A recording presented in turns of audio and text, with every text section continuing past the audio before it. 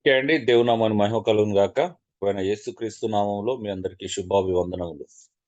సంఘం ఏకాభిప్రాయంతో కూడిన పరిపాలన అనేటువంటి నాలుగో అద్భుతమైనటువంటి అంశంలో మనం అందరం ఉన్నాము.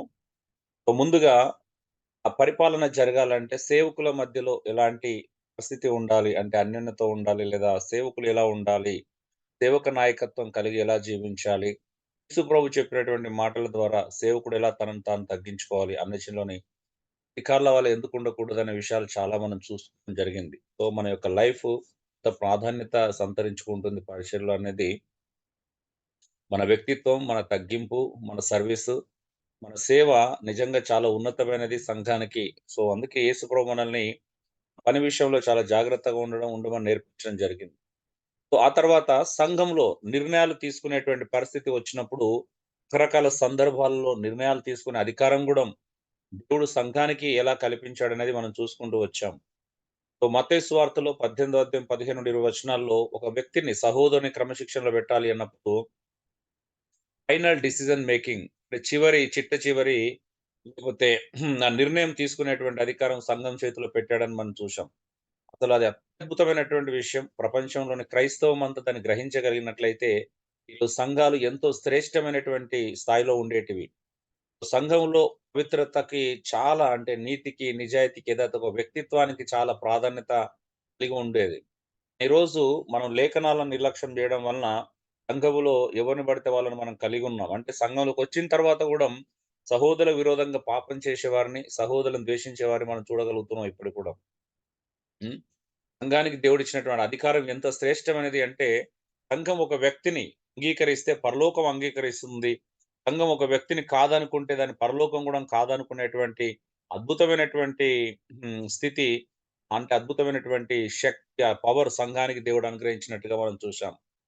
తర్వాత మనము అపోస్తల కార్యము రెండో అధ్యాయంలోను, ఒకటో అధ్యాయం చివరి వచనం సారీ ఒకటో అధ్యాయం చివరి వచనాలు చూసాం. 120 మందికి సంఘంలో ఈ ఒక తప్పిపోయినటువంటి అపోస్తులున్న స్థానంలో గూడాము సంఘానికి వాళ్ళు అవకాశం కల్పించారు. అపోస్తులు అక్కడ ఉన్నప్పుడు గూడాము మరి ఎవరిని ఎన్నుకోవాలనే విషయంలో ఎవరున్నారు ఆ అర్హతలు కలిగిన వ్యక్తులన్నప్పుడు సంఘమే ఇద్దరిని తీసుకొచ్చి ముందు నిలబెట్టింది. సంఘం యొక్క సహకారంతోనే వారిని మరి నిలబెట్టడం జరిగినట్టుగా మనం చూశాం.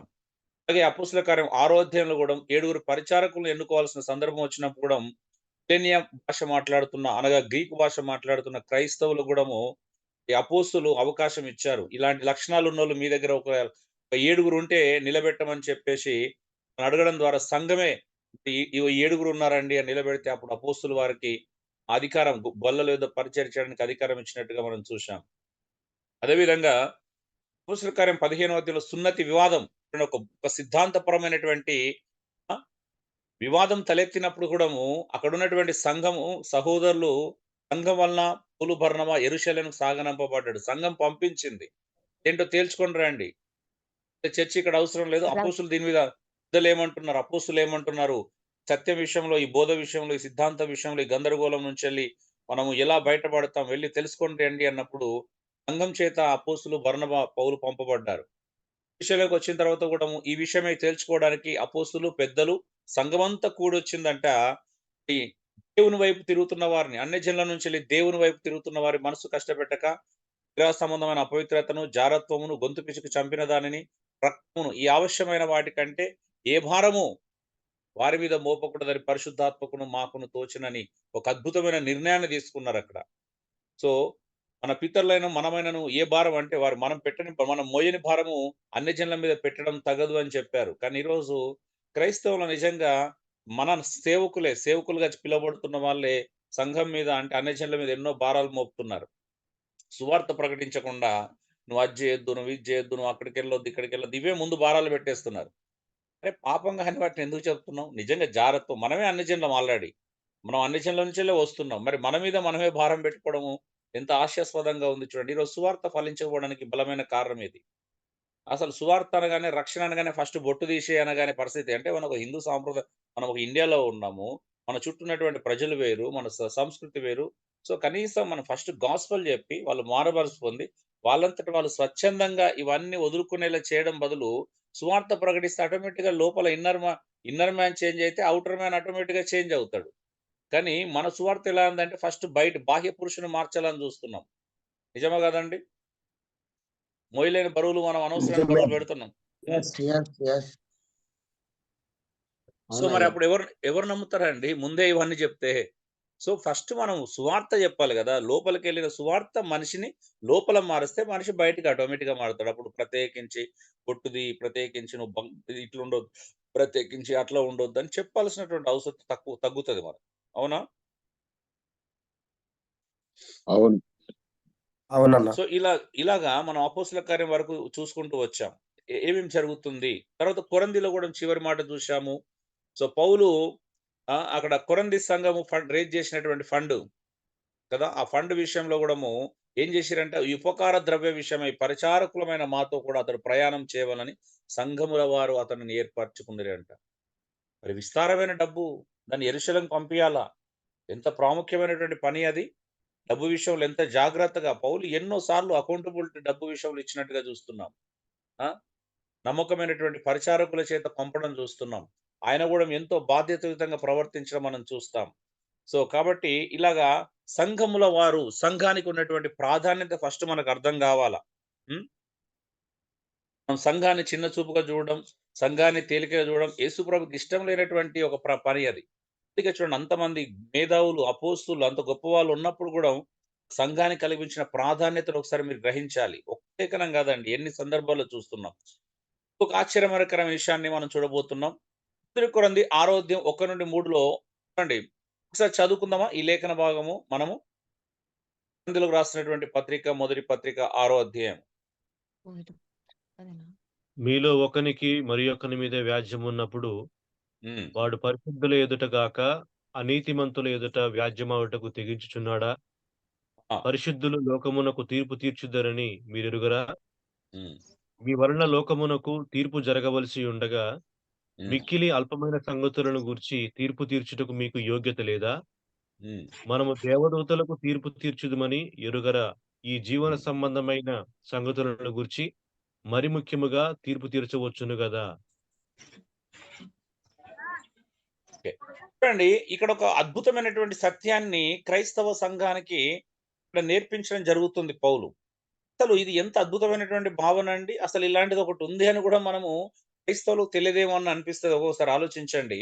అంటే క్రైస్తవ సంఘాల్లో విశ్వాసుల మధ్యలో కూడా కొన్ని వ్యాజ్యములు ఉంటాయంట. వాదములు జరుగుతున్నాయి ఇక్కడ. హ్మ్. సహోదరుల మీద కొన్ని వ్యాజ్యములున్నాయి ఇక్కడ. అయితే మరి వ్యాజ్యములుంటే ఏం చేయాలి? ఇక్కడ వ్యాజ్యములు రాకూడదని పౌలు యొక్క ఇంటెన్షన్ కాదు. మరి వ్యాజ్యములొస్తే ఏం చేయాలా? ఏం చేయమంటున్నాడు? వాడు పరిశుద్ధుల ఎదుట గాక అనీతిమంతుల ఎదుట వ్యాజ్యమాడుటకు తెగించుచున్నాడా? అంటే అవిశ్వాసుల ఎదుట వ్యాజ్యమాడుతున్నాడా? హ్మ్. ఈరోజు ప్రాబ్లమ్ ఏంది అంటే అవిశ్వాసుల ఎదుటనే వ్యాజ్యమాడుతున్నాం మనం. అంటే ఎంత ప్రమాదకరమైన విషయము. ఈరోజు క్రైస్తవ సంఘంలో ఉన్నటువంటి ఇంకొక భయంకరమైనటువంటి తప్పుడు అండర్‌స్టాండింగ్ ఏంటో తెలుసా అండి? తీర్పు తీర్చొద్దు మనం. ఎవరికీ తీర్పు తీర్చొద్దు కదా! చాలా మందంటారు. ఇప్పుడు మనం నాలాంటి పోస్ట్ పెడతాననుకోండి. కింద ఒకటి మాటొస్తది. బ్రదర్ మనం ఎవరికి తీర్పు తీర్చొద్దు బ్రదర్ అని ఉంటది. మీరు చూడండి ఫేస్‌బుక్‌లో నా పోస్ట్‌ల వాళ్ళలో ఈ పోస్ట్‌ల కింద ఆ మాట ఉంటది. ఏమంటారు? ఎవరికి తీర్పు తీర్చొద్దు బ్రదర్ మనము. నిజంగా బైబిల్‌లో తీర్పు తీర్చొద్దని ఒక్క మాట చూపించగలుగుతారా అండి ఎవరైనా? హలో! ఎవరు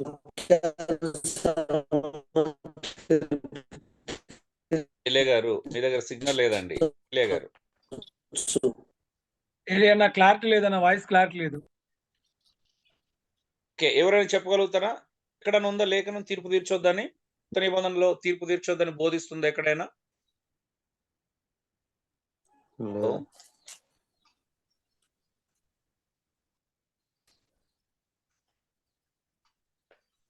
అలా తీర్పు తీర్చకుడి అనే మాట ఉంటది మత్తయి గదా! సువార్త 7 అధ్యాయం ఉందండి. హ్మ్. కొరి కొరిన్ కొరింథీలో కూడా ఉందన్న. కానీ సందర్భం వేరు. అన్న ఒక్క నిమిషం.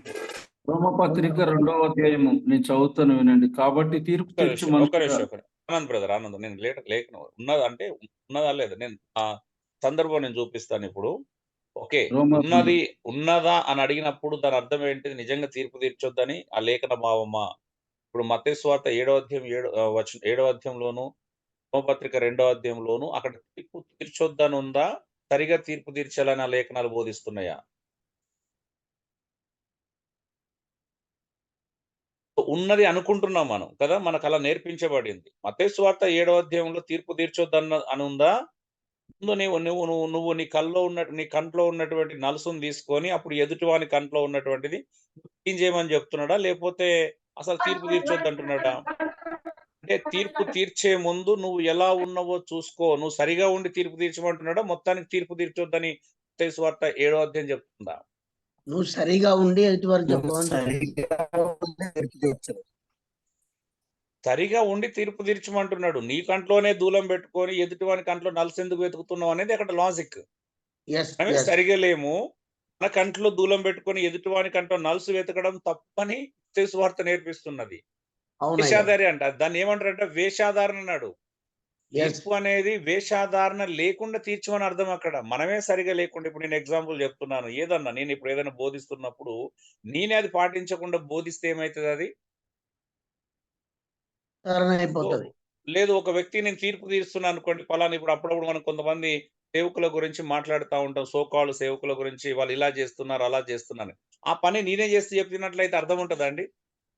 ఉండదండి, అర్థం లేదు. దాన్ని ఖండిస్తున్నాడు. ఇప్పుడు నేనే నూనె బాటిల్ అమ్ముకుంటే ఎవరన్నా నూనె బాటిల్ అమ్ముతుంటే చూసినావా వ్యాపారం చేస్తున్నాడు అన్నాడు అనుకోండి ఇప్పుడు.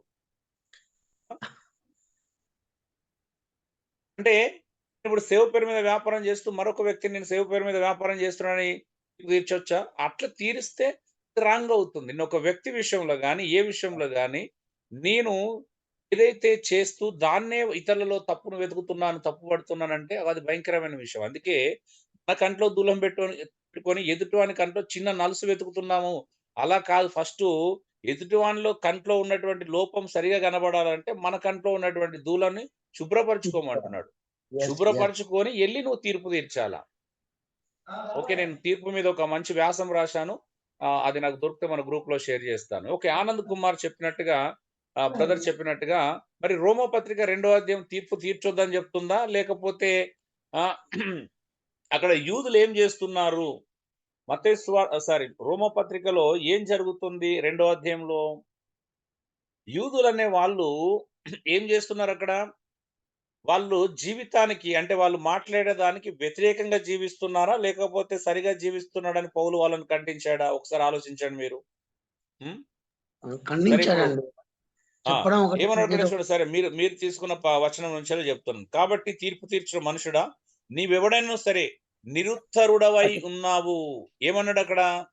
ఓ తీర్పు తీర్చు మనుషుడా నువ్వెవడైనా సరే నిరుత్తరుడవై ఉన్నావంటే నీ దగ్గర జవాబు లేదు. నువ్వు తీర్పు తీరుస్తున్నందుకు జవాబు లేదు. ఎందుకు జవాబు లేదంటున్నాడు? మంచిగా వినండి. పూర్తి వచనం చదవాలి. దేని విషయంలో ఎదుటివానికి నువ్వు తీర్పు తీర్చున్నావో, దాని విషయంలో నీవే నేరస్తుడవని తీర్పు తీర్చుకొనుచున్నావు. ఏంటిదంట? నువ్వు ఎవరిని ఏ విషయంలో నేరస్తుడవని తీర్పు తీరుస్తున్నావో, ఆ విషయంలో నువ్వే నేరస్తుడవవుతున్నావు. ఎందుకంట? ఏలయనగా తీర్పు తీర్చు నీవును అట్టి కార్యములనే చేయుచున్నావు కదా! ఇప్పుడు ఈ మ రోమపత్రిక 2వ అధ్యాయం తీర్పు తీర్చడం తప్పుపడుతుందా?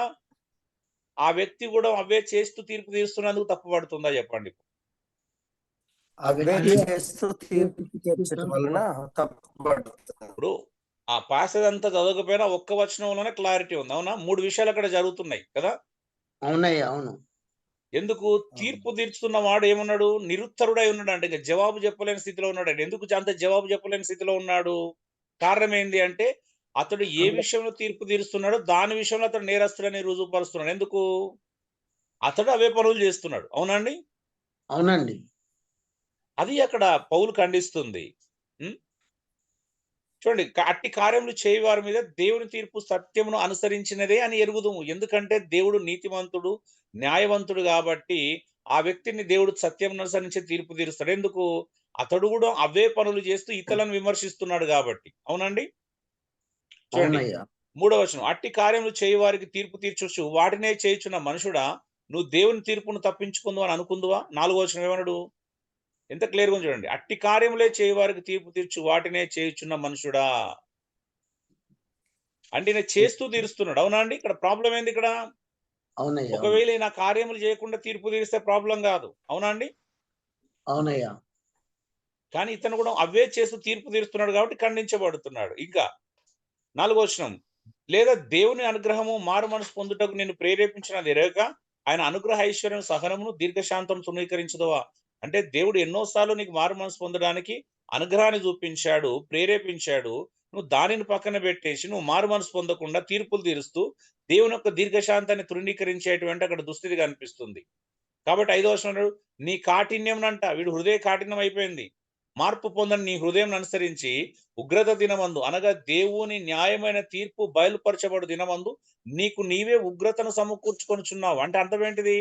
మారు మనసు పొందకుండా, ఇతడు చేంజ్ అవ్వకుండా, ఎదుటి వ్యక్తిలోని తప్పులను వెతుకుతూ, ఎదుటి వ్యక్తిని తప్పుపడుతూ, ఎదుటి వ్యక్తిని తీర్పు తీర్చుతున్నాడు. కాబట్టి ఇతని మీదకి దేవుని ఉగ్రత వస్తుందంట. అంటే మారు మనసు పొందే అవకాశాన్ని కోల్పోతున్నాడు ఇక్కడ. ఎంత ప్రమాదకరమైన స్థితి ఇది!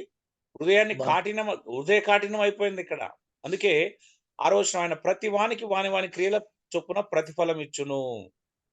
చూడండి 7వ వచనం ఏమన్నాడు? అందుకే సత్క్రియను ఓపిగా చేయుచు మహిమను ఘనతను అక్షయతను వెతుకు వారికి ఆయన నిత్య జీవం ఇస్తాడంట. రక్షించబడిన వాడు ఏం వెతకాలా?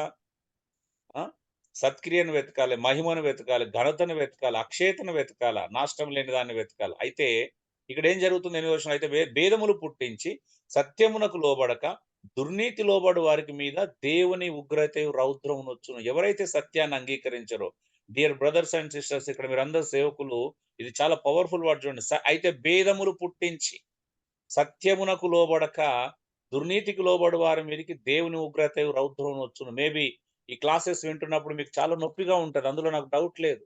ఎవరైనా వారి సత్యాన్ని లోబడకుండా మనలో ఎవరైనా భేదాలు కలిగించే వారు ఉన్నప్పుడు అయితే కొంచెం జాగ్రత్తనే, వారితో మీరు జాగ్రత్తగా ఉండండి. ఎందుకంటే వారి మీదకి అయితే దేవుని ఉగ్రత ఖచ్చితంగా వస్తుంది. భేదములు పుట్టించి ఈ సత్యానికి లోబడకుండా ఎవరైనా చేస్తున్నప్పుడు ఖచ్చితంగా ప్రాబ్లం ఉంటుంది. ఈ లేఖనం నా సొంతం కాదు, ఇక్కడ సందర్భం వచ్చింది కాబట్టి గుర్తు చేస్తున్నాను. 9, దుష్కార్యం చేయి ప్రతి మనుషుని ఆత్మకు మొదట యూదునికి గ్రీసు దేశస్థుని కూడా శ్రమయు వేదనయు కలుగుతుంది. చెడ్డ పని చేసే ప్రతి మనుషుని కంట వాని ఆత్మకు, అతడు యూదుడు, మొట్టమొదటి యూదు నుంచి ప్రారంభించబడుతుంది ఆ శ్రమ. 10, సత్క్రియను చేయి ప్రతి వానికి మొదట యూదునికి గ్రీసు దేశస్థుని కూడా మహిమయు ఘనతయు సమాధానమును కలుగును. ఎవరైతే సత్క్రియలను చేస్తారో చూడండి. కాబట్టి 11వ వచనం చాలా పవర్ఫుల్. దేవునికి పక్షపాతం లేదు. ధర్మశాస్త్రం లేక పాపం చేసిన వారందరూ ధర్మశాస్త్రం లేక నశించుదురు. ధర్మశాస్త్రం కలిగిన వారై పాపం చేసిన వారందరూ ధర్మశాస్త్రానుసారంగా తీర్పు నొందుదురు. ఎందుకు ఈ మాటలు? ఈ ధర్మశాస్త్రాన్ని అనుసరించేవారు ఇక్కడ ఒక పెద్ద తప్పు చేస్తున్నారు. చూద్దాం అదేంటిదో. 11వ వచనం, ధర్మశాస్త్రం వినువారు దేవుని దృష్టికి నీతిమంతులు కారు గాని ధర్మశాస్త్రం అనుసరించి ప్రవర్తించు వారే నీతిమంతులుగా ఎంచబడుదురు. ధర్మశాస్త్రం లేని అన్యజనులు స్వాభావికంగా ధర్మశాస్త్ర సంబంధమైన క్రియలను చేసినట్లా వారు ధర్మశాస్త్రం లేని వారైనను తమకు తామే ధర్మశాస్త్రం అయినట్టున్నారంట. అంటే చూడండి, వారి మనస్సాక్షిని బట్టి, వాళ్ళు పనిచేసే తీరుని బట్టి ధర్మశాస్త్రం లేని అన్యజనులు ఒకవేళ వారి మనస్సాక్షిని బట్టి జీవించినట్లయితే వాళ్ళు వీళ్ళు ధర్మశాస్త్రం పాటించిన వారి కంటే కూడా మంచి సాక్ష్యాన్ని పొందుకుంటారు. వీళ్ళు ధర్మశాస్త్రం కలిగి దాన్ని మీరుతున్నారు కాబట్టి వీళ్ళకి ఆ సాక్ష్యం దొరకట్లేదు అంట యూదులకు. చూద్దాం. అట్టి వారి మనస్సాక్షి కూడా సాక్ష్యం ఇచ్చుండగాను వారి తలంపులు ఒకదాని మీద ఒకటి తప్పు మోపుచు లేక తప్పు లేదని చెప్పుచుండగాను ధర్మశాస్త్ర సారము తమ హృదయములందు ఉన్నట్టుగా అన్యజనులు ప్రదర్శించుకుంటున్నారు. సో ఇదంతా ఎప్పుడు జరుగుతుందంట? 16వ వచనం, దేవుడు సువార్త ప్రకారం యేసుక్రీస్తు ద్వారా మనుషుల రహస్యములను విమర్శించు దినమందా ఇదంతా జరుగుతుంది. ఒక తీర్పు ఉంటుందనే విషయాన్ని మనం మర్చిపోకూడదు. నువ్వు యూదుడు అని పేరు పెట్టుకొని ధర్మశాస్త్రమును ఆశ్రయించి దేవుని అందు అతిశయించున్నావు కదా, మరి ఆయన చిత్తం ఎరిగి ధర్మశాస్త్రం అందు ఉపదేశం పొందిన వాడవై శ్రేష్టమైన మెచ్చుకొనిచున్నావు కావా? సత్యస్వరూపమైన ధర్మశాస్త్రం గలవాడయుండి నేను గుడ్డివారికి త్రోవ చూపువాడను, చీకటిలో ఉండవారికి వెలుగును, బుద్ధిహీనులకు శిక్షకుడను, బాలులకు ఉపాధ్యాయుడను నీయంతటివే ధైర్యం వహించుకొనిచున్నావు కావా? అంటే యూదులు ఇవన్నీ గర్విస్తున్నారు. వాళ్ళు ధర్మశాస్త్రం ఉండడాన్ని బట్టి మాకు ధర్మశాస్త్రం ఉంది, మేము బోధిస్తాము. ఏంటిదంట? గుడ్డివారికి మేము త్రోవ చూపిస్తాము, చీకట్లో ఉండే వారికి వెలుగునిస్తాము, బుద్ధిహీనులకు మేము శిక్షణ ఇస్తాము, బాలులకు మేము ఉపాధ్యాయులుగా ఉంటాము అని వీళ్ళంతటి వీళ్ళే ధైర్యం వహించుకుంటున్నారంట. అయితే వీళ్ళు చేసిన మిస్టేక్ ఏంటిది ఇక్కడ? మంచిదే, గుడ్డివారికి దారి చూపడం తప్పు కాదు కదా, చీకట్లో ఉన్న వాళ్ళకి వెలుగు ఇవ్వడం తప్పు కాదు, పసిబారులకు బోధకులై ఉండడం, ఉపాధ్యాయులు చేయడం తప్పు కాదు, మరి బుద్ధిహీనులకు శిక్షణ నేర్పించడం తప్పు కాదు ఇక్కడ. అంటే పౌలు వీటిని తప్పు పట్టట్లేదు. ఏంటి తప్పంట? 21వ వచనం మీకు అర్థం కావాలి. ఎదుటివానికి బోధించు నీవు నీకు నీవే బోధించుకొనవా? ఇది ప్రశ్న ఇక్కడ. ఆమేన్ ఆమేన్ ఆమేన్ కదా. వీళ్ళు ఎదుటివానికి బోధిస్తున్నారు కానీ వాళ్ళకు వాళ్ళు బోధించుకుంటలేరంట. ఎలాగా? వీళ్ళు దొంగిలిద్దామని ప్రకటించుతున్నారు కానీ దొంగిలిస్తున్నారంట. అవునా? ఏమంటున్నారు? ఏయ్ దొంగతనం తప్పు అని చెప్తున్నారు కానీ వీళ్ళే దొంగిలిస్తున్నారు. వ్యభిచరించవద్దని చెప్తున్నారు కానీ వీళ్ళు ఏం చేస్తున్నారు? వ్యభిచరిస్తున్నారు. విగ్రహంలో అసహించుకుంటున్నారు యూదులు కానీ ఏం చేస్తున్నారంటే గుళ్ళను దోస్తున్నారంట. చూడండి.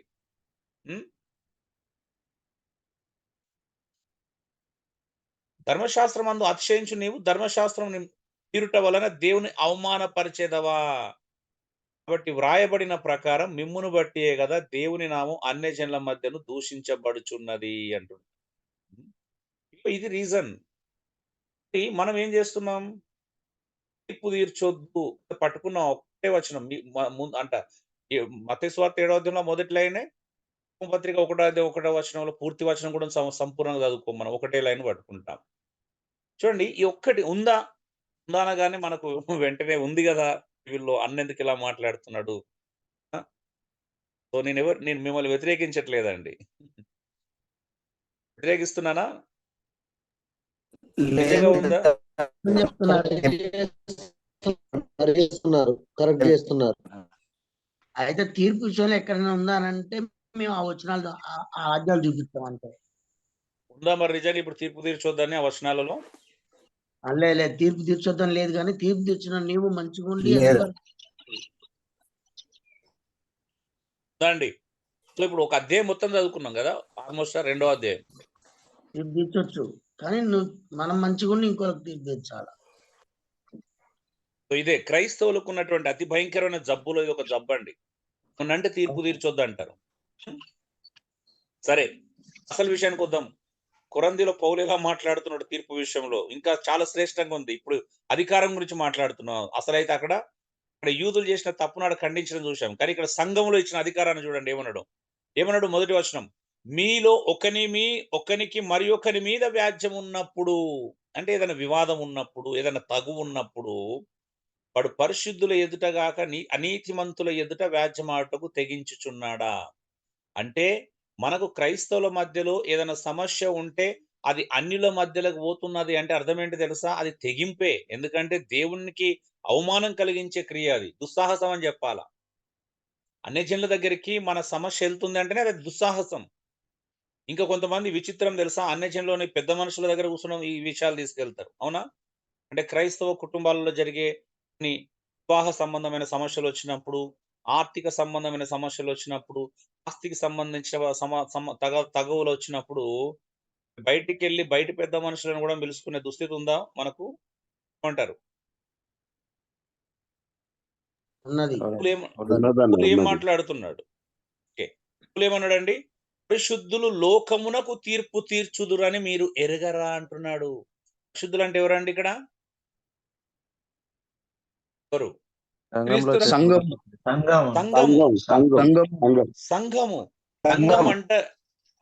సంఘం అంట రేపు లోకానికి తీర్పు తీరుస్తుందంట. మరి ఎరుగుతున్నారా ఈ విషయం? మీకు అర్థమవుతుందా?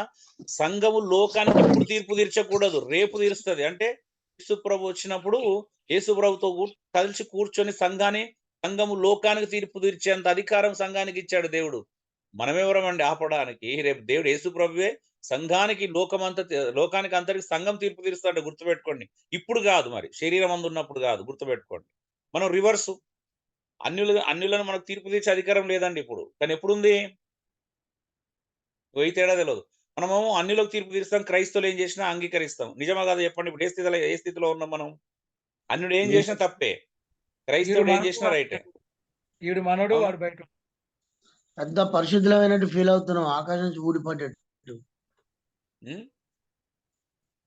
ఏలియా గారు ఏదో అన్నారు. కాదయ్య గారు, నేనన్నా. అదే మీరేనా? లాజర్ గారు చెప్పండి.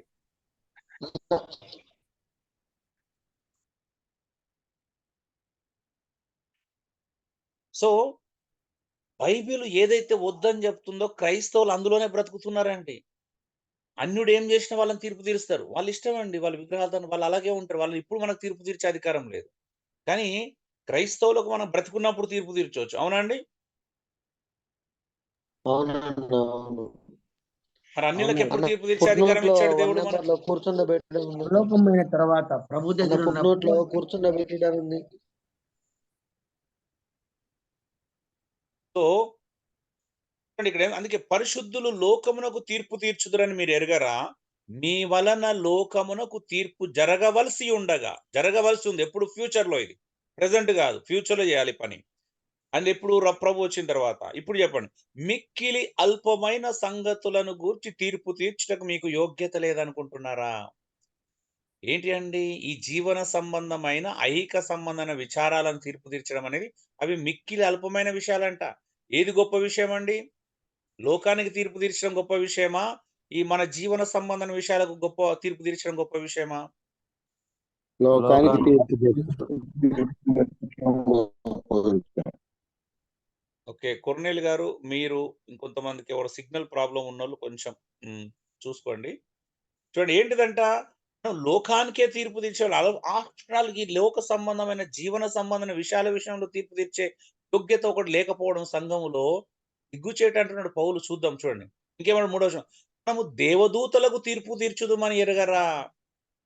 ఎవరికి తీర్పు తీస్తామంటే సంఘము. ఆశ్చర్యకరంగా ఉంది కదా, సంఘము రేపు దేవదూతలు కూడా తీర్పు తీరుస్తుందంట. ఎస్ ఎస్ హల్లెలూయా. అర్థమవుతుందా డియర్ బ్రదర్స్ అండ్ సిస్టర్స్? సంఘానికి దేవుడు ఇచ్చినటువంటి శక్తి, బలము, ప్రాధాన్యత ఈరోజు ఎలా కోల్పోయిందండి? దేవుడు ఇచ్చినటువంటి అంత అత్యున్నతమైనటువంటి అధికారం. అందుకే అన్నాడు, ఈ జీవన సంబంధమైన సంగతులను గూర్చి మరి ముఖ్యంగా తీర్పు తీర్చవచ్చును కదా. రేపు భవిష్యత్తులో దేవదూతలకే తీర్పు తీరుస్తున్నాము, లోకానికే తీర్పు తీస్తున్నాము. అలాంటిది ఈ జీవన సంబంధమైన ఆర్థిక సంబంధమైన ప్రాబ్లమ్స్ వచ్చినప్పుడు, ఆస్తి తగాదాలు వచ్చినప్పుడు సంఘం తీర్పు తీర్చలేదా? తీర్పు తీర్చాలంటున్నాడు. కాబట్టి ఈ జీవన సంబంధమైన వ్యాజ్యములు మీకు కలిగిన ఎడలా, ఒకవేళ కలిగితే ఏం చేయాలా? ఐక్య సంబంధమైన జీవన సంబంధమైనటువంటి విషయాలలో సమస్యలు వస్తే ఏం చేయాలా? వాటిని తీర్పు తీర్చుటకు సంఘంలో తృణీకరింపబడిన వారిని కూర్చుండబెట్టుదురా. అన్యులకు ఇలాంటి విషయాలు చెప్తారా? కొంతమంది ఇప్పటికి కూడా పక్కింటోళ్ళకి చెప్తా ఉంటారు కదా వాళ్ళ తగుదులు. అన్యులకు మనం చెప్పుకోవచ్చా అండి? అన్యులకు మన సమస్యలు చెప్పి వాళ్ళని సలహా అడగొచ్చా మనం? నిజంగా చెప్పండి, ఒకసారి ఆలోచించండి. తప్పండి. అవుతుంది. సాధించాలి చాలా బాధ. నామానికి అవమానము, ఇంకా వాళ్ళు రేట్ చేసేస్తారు, బయటికి లాగేస్తారు. ఇది వచ్చిన చూడండి ఎంత ఎంత పవర్. మీకు సిగ్గు రావాలని చెప్పుచున్నాను. ఏంటిదంట? ఏమి? సహోదరుల మధ్యను వ్యాజ్యము తీర్చగల బుద్ధిమంతుడు మీలో ఒక్కడైనను లేడా? వాక్యం నేర్చుకుంటే అందరూ బుద్ధిమంతులం అవుతాం. నిజమా కదండి? ఎస్ అవునయ్యా. ఒక్కడు కాదు. పుట్నోట్లో మరి కూర్చోబెట్టుడే అన్న పుట్నోట్లో చూడండి ఏముంది? కూర్చుండబెట్టుడే అనేది అర్థమైంది, అర్థం కావట్లేదు. ఏం లేదు, వీళ్ళు సంఘాల్లో ఏం తీసుకొచ్చేవాళ్ళు అంటే అన్యులను కూర్చుండబెట్టుకొని వాళ్ళకు వ్యాజ్యములు వినిపించేవాళ్ళు అన్నట్టు.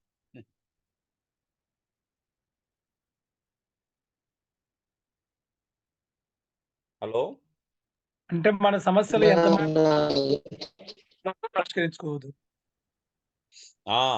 ఇప్పుడు మనకి ఎలాగైతే ఊర్లలో పంచాయతీ పెద్ద మనుషులు ఉంటారు చూడండి. ఇప్పుడు అప్పుడప్పుడు ఇప్పుడు వివాహ సంబంధమైన విషయాలు వచ్చినప్పుడు వాళ్ళని కూడా పిలుస్తారు కదా పంచాయతీ పెద్ద మనుషులలాగా. అవునా? గౌరవిస్తాం కదా మనం.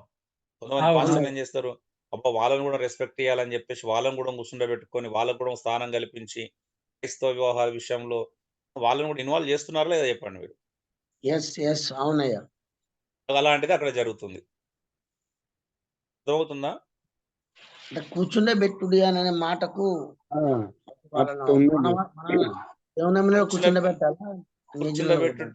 కూర్చుండబెట్టుట అనే మాటకు అర్థం ఏంటంటే వాళ్ళకి అధికారం ఇస్తున్నారని అర్థం, వాళ్ళ దగ్గర తీర్పుకి వెళ్తున్నారని అర్థం. ఇంకొక మాటలో చెప్పాలండి. అర్థమవుతుందా అండి? తీర్పు ఎవరు తీర్చాలా? క్రైస్తవుడు తీర్చాలా, సంఘం తీర్చాలి. అందుకే మీలో ఒక్కడన్నా బుద్ధిమంతులు లేడా? బుద్ధి లేక వాళ్ళు బుద్ధిమంతులు అనుకొని వాళ్ళని పిలిపిస్తున్నారు. తృణీకరింపు అవిశ్వాసులకు మీరు అవకాశం ఇస్తున్నారు అంటున్నాడు అక్కడ. కూర్చుండబెట్టడం అంటే ఎవరికి అవకాశం ఇస్తున్నారంట? అది వ్యంగ్యంగా చెప్పిన మాట కావచ్చు. మన వ్యంగ్యంగానే మాట్లాడుతున్నాడు. చూడండి 6వ వచనం. అయితే సహోదరుడు సహోదరు మీద వ్యాజ్యం ఆడుచున్నాడు. ఎవరు ఆడుతున్నారంట? ఒక సహోదరుడు మరొక సహోదరు మీద వ్యాజ్యం ఆడుచున్నాడంట. ఎక్కడ? మరి అవిశ్వాసుల ఎదుటనే వ్యాజ్యం ఆడుచున్నాడంట. ఎక్కడ? ఎవరి ఎదుట ఆడుతున్నాడు? ఇప్పుడు మీరు ఒకసారి ఆలోచించండి. సంఘానికి దేవుడు ఇచ్చినటువంటి ఆ ప్రత్యేకతని ఒక ఊర్లో గాని, ఎక్కడైనా గాని ఇద్దరు అన్నదమ్ములో లేకపోతే సంఘం ఇద్దరు సహోదరులు అవిశ్వాసుల ఎదుట కొట్లాడుకున్నారనుకోండి ఎలా ఉంటదండి? అవమానకరంగా ఉంటదన్న. దేవుని నామానికి అవమానం అండి. ఎంత అవమానం అండి! ఇది అసలు ఈ ఆలోచన ఉందా? ఈ సెన్సిబుల్‌గా మనం బిహేవ్ చేస్తామా? ఇది నేను ఇలా చేస్తే నా దేవునికి అవమానం అన్నంత ఆలోచన, అంత విఘ్నత లేకపోతే అంత వివేచన, పరిపక్వత ఈరోజు మన సంఘాలు ఊర్లలో ఉంటుందా అండి? ఊర్లలో ఇంకెక్కువ ప్రాబ్లమ్స్ ఉంటాయి కదా! అందరికి తెలిసిపోతది ఊరంతా. ఒక్కరికి గొడవ అయితే. అవునా? విశ్వాసులైతే అవును. సేవకులే ఇద్దరు విశ్వాసుల మధ్య గొడవైనా, విశ్వాసికి సేవకుని మధ్యలో గొడవైనా, ఇద్దరు సేవకుల మధ్యలో గొడవైనా ఊరంతా తెలిసిపోతది అక్కడ. అవునా? భార్య భర్తలైన ఇద్దరు భార్యాభర్తల గొడవైనా ఎలా ఉంటదండి అది? అవును. అవునండి. 4 గోడల మధ్యలో సంఘంలో పరిష్కరించాల్సిన విషయము ప్రసారణ అవుతుందా లేదా చెప్పండి ఇప్పుడు? అవునయ్యా, అందుకనే సంఘం సువార్త విస్తరించట్లేదు. సువార్తకి ఎంత పెద్ద ఆటంకం అండి? వ్యక్తి నరకానికి మనమే పంపిస్తున్నాం దగ్గరుండి. అంటే వాడు Yes. లోపలికి రాకుండా అడ్డుకుంటుంది మనమే. అవునా? అవునయ్యా, అవును. కరెక్ట్. సో, దాని కాన్సిక్వెన్సెస్ వేరుగా ఉన్నాయి. అయితే చూడండి అందుకే అన్నాడు. ఒకని మీద ఒకడు వ్యాజ్యం ఆడుట మీలో ఇప్పటికే కేవలం లోపమంట. సహోదరుల మధ్యలో వాజ్యములు రావడమే, తగువులు రావడమే పెద్ద లోపం. అవును. అంతకంటే ఏమన్నాడు? అంతకంటే అన్యాయం సహించుట మేలు కదా! హల్లెలూయా. ఆ! దానికంటే మీ సొత్తులను అపహరించనిచ్చుట మేలు కదా అంటున్నాడు. హ్మ్. ఇంకేమన్నాడు? 8వ వచనం. అయితే మీరే అన్యాయం చేయుచున్నారు, అపహరించుచున్నారు, మీ సహోదరులకి ఇలాగ చేయుచున్నారు. పక్కోళ్ళకి కూడా కాదు, అన్యులకు కూడా కాదంట. సొంత సహోదరులకే ఇలాగ చేస్తున్నారు. హ్మ్. ఇప్పుడు చూడండి ఎగ్జాంపుల్ చెప్తున్నా తప్పుగా అనుకోవద్దు. ఇప్పుడు ఎప్పుడైనా నువ్వు ఆర్టిస్ట్ క్రాస్‌లో ఉన్న ల్యాండ్ మీద ఒకరి మీద ఒకరు వ్యాజ్యములు ఆడుకుంటున్నారా లేదండి కోర్ట్‌లో? ఆడుకుంటున్నాం. వ్యాజ్యం జరుగుతుంది. మరి జరుగుతుంది. వ్యాజ్యం దేని గురించి జరుగుతుంది? దానికంటే ఎవరన్నా ఒకరు తగ్గి, అయ్యో! అక్కడి దాకా ఎళ్ళకుండా వదిలేసుకుంటే అయిపోతది గదా! మరి ఆ వదిలేసుకునేటువంటి ఆ మెచ్యూరిటీ అదెందుకు రాలేదు మన మధ్యలోకి? దేవుని ఆ వాక్యం సేవకుల మనసులోకి ఎందుకు రాలేదు మరి? అంత చదువుకున్న వాళ్ళు, అంత నేర్చుకున్న వాళ్ళు, అరే! నేను ఎవరన్నా ఒకరు తగ్గి వదిలేసుకుంటే బెటరు, ఇది మంచిది కాదు. ఆ! అని ఒక్కరికన్నా రాలేదా అండి అందులో ఆలోచన? ఏమన్నాడు? అందుకే అంతకంటే అన్యాయమని సహించాల్సింది గదా! ఎవరన్నా ఒకరు అన్యాయం సరే ఒకరు అన్యాయం అనుకుంటే సహించాల్సింది గదా! వీళ్ళు అన్యాయం జేస్తున్నారు. ఈ పెద్ద మనుషులు అన్యాయం జేస్తున్నారంటే కింద ఇంకోరన్నా ఇంకో గ్రూప్ వాళ్ళన్నా తగ్గాలి గదా!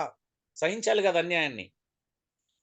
లేదా ఎత్తుకొని పోనివ్వాలి. అరే! మొత్తం మీరే తీసుకోండి బాబు మాకొద్దు ఈ సమాధానం ఈ గొడవలు పడడం కంటే సమాధానం ముఖ్యమని ఎందుకు అనుకోలేదు? అవునా? ఉదయమంతా అనిలతోని తిరిగినప్పుడు ఈ సాత్వికం ఎలా వస్తదండి? హ్మ్. అందుకే చూడండి ఎంత భయంకరమైన విషయం ఇది. 9వ వచనం అన్యాయస్తులు దేవుని రాజ్యమునకు వారసులు కానేరరని మీకు తెలియదా? చిన్న లాజిక్ మీకు తెలియదా? ఒక అన్యాయస్తుడు దేవుని రాజ్యానికి వారసుడు కాడని? ఒకవేళ రేపు ఆస్తి తగాదాలు ఇద్దరు కొడుకులుండి ఆస్తి తగాదాలొచ్చినా ఒకరెవరైనా అన్యాయం చేయాలనుకుంటే మిగతా వాళ్ళు తగ్గండి. No problem. పరలోక రాజ్యంలో నీకు అసలైనటువంటి ఆస్తి ఉంటది. ఇక్కడ గాదు. అయ్యా, ఇబ్బంది ఏమీ లేదు. చెప్పండి. కదా! అమ్మో! చాలా కఠినంగా మాట్లాడుతున్నారు అయ్య గారు. మీరు మరి డేంజర్‌గా ఉన్నారు. అమ్మ మేమెట్లా వదిలేతామండి. అసలు ఆ గట్టు కూడా మొదలం. ఆ చిన్న లైన్ కూడా మొదలం. అవసరం అంటే కొట్లాడుకుంటాం అన్నట్టు.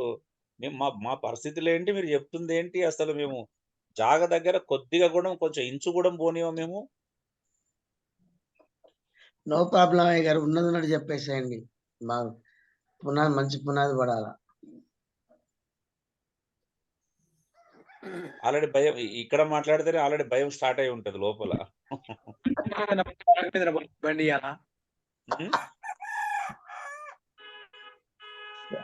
ఇనుపరాటి మీద తుప్పు పట్టినంత రాలాలి. తర్వాత కలరేసుకుంటాంలేండి. సో, ఆలోచించండి ఇప్పుడు. మరి ఒకవేళ తండ్రికి ఇద్దరు కొడుకులున్నారు. ఆస్తి తగాదాల విషయం పరిస్థితి ఏంటి? ఆ! ఎక్కడన్నా మరి అడ్జస్ట్ అవుతారా ఇద్దరు? ఇద్దరు క్రైస్తవులే. ఇద్దరు ఒకవేళ పొరపాటున సేవలో ఉన్నారు. లేకపోతే ఇంకా ఏదో ఉద్యోగం చేసుకున్న నో ప్రాబ్లమ్. కానీ ఆస్తి విషయంలో వచ్చినప్పుడు ఎలా ప్రవర్తిస్తున్నాం? ఆ! ఎంత సీరియస్‌గా ఉంటుంది. ఆ చిన్న ల్యాండ్ కోసం, ఆ చిన్న ముక్క కోసం ఒకవేళ రేపు మనం కోర్ట్‌లకి ఎక్కుతామా? ఇంకొకటి ప్రాబ్లం అంటే మీ అత్తమామలో సపోర్ట్ తీసుకొని, లేకపోతే మీ భార్యలలాగా మీ అన్నకు ఎక్కువ రావద్దు, మనం ఎక్కువ తీసుకుందాం, లేకపోతే మనం ఇంటి దగ్గర ఉన్నాం, మీ అన్నేమో ఎక్కడో ఊర్లో ఉన్నాడు, ఎక్కడో బయట ఉన్నాడు, మనం ఇంట్లో మన నాన్నను మీ అమ్మ నాన్న మేమే చూసుకుంటున్నాం కాబట్టి మనకు ఒక పాలు ఎక్కువ రావాలి అని అట్లా మిమ్మల్ని శోధించేవాళ్ళు, మిమ్మల్ని ప్రేరేపించేవాళ్ళు, మీకు తప్పుడు ఆలోచన చెప్తున్నటువంటి అత్తగారు ఉంటే జాగ్రత్త డియర్ బ్రదర్స్ అండ్ సిస్టర్. ఎవరున్నా అది స్నేహితులున్నా, అత్తగారున్నా, భార్య అలా శోధించినా రేపు దేవుని ఎదుట నిలబడడం మీకు కష్టతరం అవుతుంది, గుర్తుపెట్టుకోండి. మనుషుల ఎదుట మీరు నిలబడొచ్చారు, గెలవచ్చారు ఫైట్ చేసి.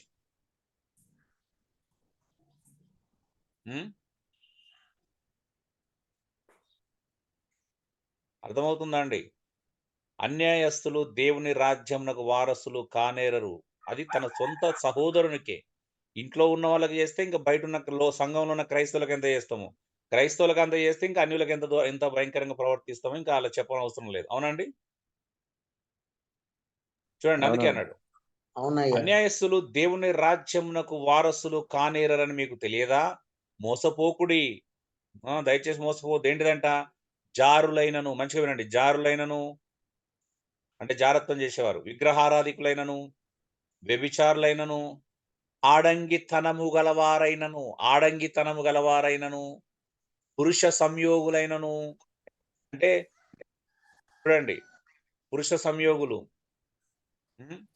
గేస్, ఇంకా ఆడంగితనం గలవారు కూడా.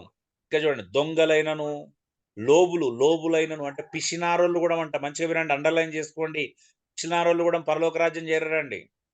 పిసినారంటే అర్థం ఏంటో తెలుసా? ఉన్నప్పుడు కూడా తన సహోదరుని కష్టం వచ్చినప్పుడు దాచిపెట్టుకొని, అంటే అవసరతలో తీర్చకపోయినా, అంటే లోబులు ఉంటారు కొంతమంది, ఇచ్చే మనసు ఉండరు. అంటే ఉన్నప్పుడు ఇవ్వడం వేరు, లేనప్పుడు విషయం గురించి. ఉన్నా కూడా లోబులైనను, తాగుబోతులైనను, దూషకులైనను, దోచుకొని వారైనను దేవుని రాజ్యములకు వారసులు కానేరరు. గుర్తుపెట్టుకోండి, అండర్లైన్ చేసుకోండి. అయితే పౌలు అన్నాడు, మీలో కొందరు అట్టివారై ఉంటారు గాని ప్రభువైన యేసుక్రీస్తు నామమున దేవుని ఆత్మయందును మీరు కడగబడి పరిశుద్ధపరచబడిన వారే నీతిమంతులుగా తీర్చబడితిరి. మరి నీతిమంతులుగా తీర్చబడిన తర్వాత మరి అవే చేస్తే ఆలోచించండి. ఇప్పుడు అర్థమవుతుందండి? నీతిమంతులుగా తీర్చబడిన తర్వాత మళ్ళీ సహోదరుల మీద వ్యాజ్యం ఆడితే మరి సంఘానికి తీర్పు తీర్చే అధికారం ఉందా? చూడండి, 1 కొరింథీ 6:1 వాద్యములకు తీర్పు తీర్చు సామర్థ్యం గలవారు ఎవరండి? ఎవరు తీర్చాలా? సంఘము. సంఘం. మీ వలన పరిశుద్ధులకు తీర్పు జరుగునంటే ఎవరు తీర్చాలి? సంఘము. సంఘానికి దేవుడు అధికారం ఇచ్చాడు. అవునా? మరి ఇదంతా ఎందుకు వచ్చిందో తెలుసా? ఒక్కసారి 5వ అధ్యాయం 1వ వచనం నుంచి వెళ్ళి గమనించుదాం. అసలు ఎంత ఇంకా క్లారిటీగా ఉంది తీర్పు తీర్చే విషయంలో. ఇక్కడ లేఖనంలో మీకు మెన్షన్ చేయలేదు, సో ఇక్కడ కూడా పీపీటీలు కూడా మెన్షన్ చేయలేదు, కానీ ఇది రాసుకోండి, ఒకసారి చూద్దాం. కొరింథీయులకు రాసిన పత్రిక 5వ అధ్యాయం, దీనికంటే ముందు అధ్యాయమే 1వ వచనం నుంచి గమనించండి. ఏమన్నాడు? మీలో జారత్వం ఉన్నదని వదంతి కలదు, మీలో ఒకడు తన తండ్రి భార్యను ఉంచుకున్నాడంట, అట్టి జారత్వము అన్యజనులలోనైనను జరగదు. ఏంటమ్మో, ఎంత భయంకరంగా ఉందండి. ఇంకేం చేస్తారంటే 2వ వచనం, ఇట్లుండియు చూడండి, ఒక్కరింట్లో జారత్వం జరుగుతుందంటే అది సంఘానికి సమస్య. అది అవునండి. ఇట్లుండియు మీరు పొంగుచున్నారే గాని మీరు ఎంత మాత్రము దుఃఖపడి ఇలాంటి కార్యము చేసిన వానిని మీలో నుండి వెలివేసిన వారు కారు. మరి తప్పు చేసిన ఏం చేయాలంటే సంఘం నుండి వెలివేయాలంట. చూడండి, పౌలు ఏమన్నాడు? నేను దేహ విషయమై దూరముగా ఉన్నాను, ఆత్మ విషయమై సమీపంగా ఉండి మీతో కూడా ఉండినట్టుగానే ఈ కార్యము ఇలాగు చేసిన వారి గురించి ఇది వరకే తీర్పు తీర్చి ఉన్నాను అంటున్నాడు. ఇలాంటి వాళ్ళ గురించి ఆల్రెడీ తీర్పు తీర్చబడింది. ఇప్పుడు ఏం చేయాలా? జస్ట్ బయటికి పంపించాలి అంతే. పాపం చేసిన వాళ్ళు ఏం చేయాలండి? వాళ్ళ కొత్తగా తీర్పు తీర్చడానికి ఏం లేదు, బయటికి పంపించాల్సిందే. అవునా? ఇక నుండి బాబు నీకు సంఘానికి ఎలాంటి సంబంధము లేదు. అవునండి. ఎందుకంట? ఇందులో ఒక అద్భుతం ఉంది. ఏంటిదంటే తెలుసా? ఎందుకనగా ఏమనగా ఏంటంటే, ప్రభువైన యేసు దినమునందు వాని ఆత్మ రక్షింపబడినట్లు శరీరేచ్ఛలు నశించుటకై మన ప్రభువైన యేసుక్రీస్తు నామమున మీరును నా ఆత్మయు మన ప్రభువైన యేసుక్రీస్తు బలముతో కూడా వచ్చినప్పుడు అట్టి వానిని సాతానుకు అప్పగింపవలనంట. అర్థమవుతుందా డియర్ బ్రదర్స్ అండ్ సిస్టర్స్? ఎందుకు శిక్షించాలంట? మనం ఈ రోజు రక్షించే పనులు లేము. రక్షణ ఎప్పుడు కలుగుతుంది? శిక్షించినప్పుడు కలుగుతుంది. సంఘములో ఎవరైనా తప్పు చేస్తే వాళ్ళని శిక్షించాలా? శిక్షించితేనే వారి ఆత్మ అంత్య దినంలో రక్షించబడుతుంది. మీరు అలాగే ఎంకరేజ్ చేస్తే వారి ఆత్మను మీరు చంపుతున్నారని అర్థం. ఎస్ ఎస్ ఎస్ హల్లెలూయా. అర్థమవుతుందా అండి? ఈ రోజు మీరు డిసిప్లిన్ చేయట్లేదంటే అర్థం ఏంటి తెలుసా? మన ఆత్మను నరకానికి మీరు పంపిస్తున్నారు. తప్పు చేసిన మీరు ఏమనట్లేదు అంటే మన ఆత్మాన్ని వాళ్ళ ఆత్మలో నరకానికి సిద్ధపరుస్తున్నారు అని అర్థం. అందుకే చూడండి, ఆరోచన మీరు అతిశయపడటం మంచిది కాదు. ఎందుకంటే పులిసిన పిండి కొంచెమైనను ముద్దంతయు పులిజేయనని మీరు ఎరగరా. అంటే సంఘములో అలాంటి వాడు ఒక్కడు ఉంటే సంఘం అంతా పాడైతుంది. అవునండి? అవునన్నా. కాబట్టి మీరు పులిపిండి లేని వారు కనుక కొత్త ముద్ద అవుటకై ఆ పాతదైన పులిపిండిని తీసి పారవేయడి. అవంతా ఒకప్పుడు అన్యులుగా ఉన్నప్పుడు చేసినాం, రక్షించబడక ముందు చేసినాం. అయితే కాబట్టి ఆ పాత పులిని తీసి పారవేయాలంటే అది ఉండకూడదు సంఘంలో. ఇంతే కాక క్రీస్తు అని మన పస్కా పశువు వధించబడెను గనుక పాతదైన పులిపిండితోనైనను దుర్మార్గతయు దుష్టత్వమును పులిపిండితోనైనను కాకుండా నిష్కాపట్యమును సత్యమునను పులియని రొట్టెతో పండుగ ఆచరించమంటున్నాడు. కొంతమంది ఏం చేశారు తెలుసా? దీని యొక్క సందర్భాన్ని పక్కన పెట్టి చూసిర్రా బైబిల్లోనే పండుగలు చేసుకోమని ఉంది కాబట్టి మనం పండుగలు చేసుకోవాలని ఇది పండుగలకు ఆపాదించుకున్న వాళ్ళు ఉన్నారు. అసలు ఇలాంటి పండుగలు ఉంటాయండి? దుర్మార్గం అనే పండుగ, దుష్టత్వం అనే పండుగలు ఉంటాయా? విచిత్రం కాకపోతే అది గుణం మార్చుకోమని చెప్తున్నాడా? ఇక్కడ పండుగ అంటే ఏమనుకుంటున్నారు? అక్కడ పండుగ అంటే ఏంటిది? ఇక్కడ గుణం మార్చుకోమని చెప్తుంది ఇక్కడ. అందుకే చూడండి 9వ వచనం చాలా పవర్ఫుల్. జార్లతో సాంగత్యము చేయవద్దని నా పత్రికలో మీకు వ్రాసి ఉంటుంది కదా అన్నాడు. ఓ డియర్ బ్రదర్స్ అండ్ సిస్టర్స్, ఒకవేళ సంఘములో మనకు తెలిసిన వారు క్రైస్తవులలో జారులుంటే, జారత్వం చేసేవాడు ఉంటే మరి సాంగత్యం చేస్తున్నామా? ఒకసారి ఆలోచించండి. అయితే పౌలు యొక్క ఉద్దేశం ఏంటిదంట? అయితే ఈ లోకపు జార్లతోనైనను, లోబులతోనైనను, దోచుకుని వారితోనైనను, విగ్రహారాధికులతోనైనను ఏమాత్రమును సాంగత్యము చేయవద్దని కాదు. అలాగైతే మీరు లోకంలో నుండి వెళ్ళిపోవలసి వచ్చును కదా అంటున్నాడు. అంటే అన్యజనులు ఎవరైతే ఉన్నారో, రక్షించబడని వారు ఎవరైతే ఉన్నారో, అవిశ్వాసులు ఎవరైతే ఉన్నారో, వాళ్ళు ఒకవేళ జారులైనా, లోబులైనా, దోచుకొని వారైనా, విగ్రహారాధికులైనా వారితో సాంగత్యం చేయవద్దని పౌలు చెప్పట్లేదండి. అర్థమవుతుందండి? అంటే అన్యులు దొంగలైనా, లోబులైనా, విగ్రహారాధికులైనా, జారత్వం చేసినా, వ్యభిచారం చేసినా, అవిశ్వాసులైతే మనం సహవాసం చేయొచ్చు. లేదు అంటే మనం లోకం నుండి వెళ్ళిపోవాల్సి వస్తుంది. ఎందుకంటే వారి మధ్యలో మనం బ్రతుకుతున్నాం, మన మధ్యలో వాళ్ళు బ్రతకట్లేదు. నిజమా? ఎస్ ఎస్ అవునయ్యా. ఎవరి మధ్యలో ఎవరు బ్రతుకుతున్నారండి? వారి మధ్యలో మనం అన్ని జనులు వాళ్ళ మధ్యలో మనం బ్రతుకుతున్నాం, అన్యజనులో మనం బ్రతుకుతున్నాం. కాబట్టి అయ్యో మీరు మీరు విగ్రహారాధికులు, మీరు వ్యభిచారులు, మీరు లోబులు కాబట్టి మీతో మేము సహవాసం చేయమంటే కుదరదు. అవునా? అవునయ్యా. అవును. కిరాయి ఉండడానికి ఇల్లు కూడా దొరకాయి అప్పుడు. అవునా? అవునయ్యా. అవును. మీరు గవర్నమెంట్ ఆఫీసర్ అంటే లంచం తీసుకుంటారు, మీ ఇంట్లో నేను ఉండానంటే కుదురుతుందా? కుదరదు. వాళ్ళు ఎలా ఉన్నా మనం అంగీకరించవచ్చు, వాళ్ళతో సాంగత్యం చేయొచ్చు, సహవాసం చేయొచ్చు. మరి ఇక్కడ సమస్య ఏంటిది? 10వ వచనం. ఇప్పుడు అయితే సరే 11వ వచనం. దయచేసి ఎవరో మీరు తుమ్ములు దగ్గులు ఆపండి, మీరు చేసుకోండి దయచేసి. ఇప్పుడైతే సహోదరనబడిన వాడు ఎవడైనను సరే, మంచిగా వినండి. ఇప్పుడైతే సహోదరనబడిన వాడు ఎవడైనను అంటే అర్థం ఏంటిది? రక్షింపబడిన వాడు ఎవడైనను, విశ్వాసి అయిన వాడు ఎవడైనను, మంచిగా వినండి. జారుడు గాని, లోబి అంటే పిష్నారోడు గాని, విగ్రహారాధికుడు గాని, తిట్టుబోతు గాని, త్రాగుబోతు గాని, దోచుకొనువాడు గాని అయ్యున్న ఎడల అట్టివానితో సాంగత్యము చేయకూడదు, భుజింపను కూడదని మీకు వ్రాయిచున్నాను. డియర్ బ్రదర్స్ అండ్ సిస్టర్స్, ఇది చాలా కఠినమైనటువంటి మాట. అవునా? అన్నాడు యేసు ప్రభు దగ్గర యోహాను సువార్త 6వ అధ్యాయంలో, అబ్బో ఇది కఠినమైన బోధ, ఇది ఎవడు వినగలడు, ఇది ఎవడు పాటించగలడు అన్నదానికి లాగుంటది ఇక్కడ. అవునా? ఇప్పుడైతే సహోదరనబడిన వాడు ఎవడైనా కానీ, జారుడు గాని, లోబి గాని, విగ్రహారాధికుడు గాని, తిట్టుబోతు గాని, త్రాగుబోతు గాని, దోచుకొని వాడు గాని అయ్యున్న ఎడలా అట్టి వానితో సాంగత్యం చేయొద్దు, సహవాసం చేయకూడదు. మొదటి విషయం. రెండోది ఏంటంటే అలాంటి వారితో కలిసి భోజనం కూడా చేయకూడదంట. మరి ఏం చేస్తున్నాం చెప్పండి సంఘాల్లో?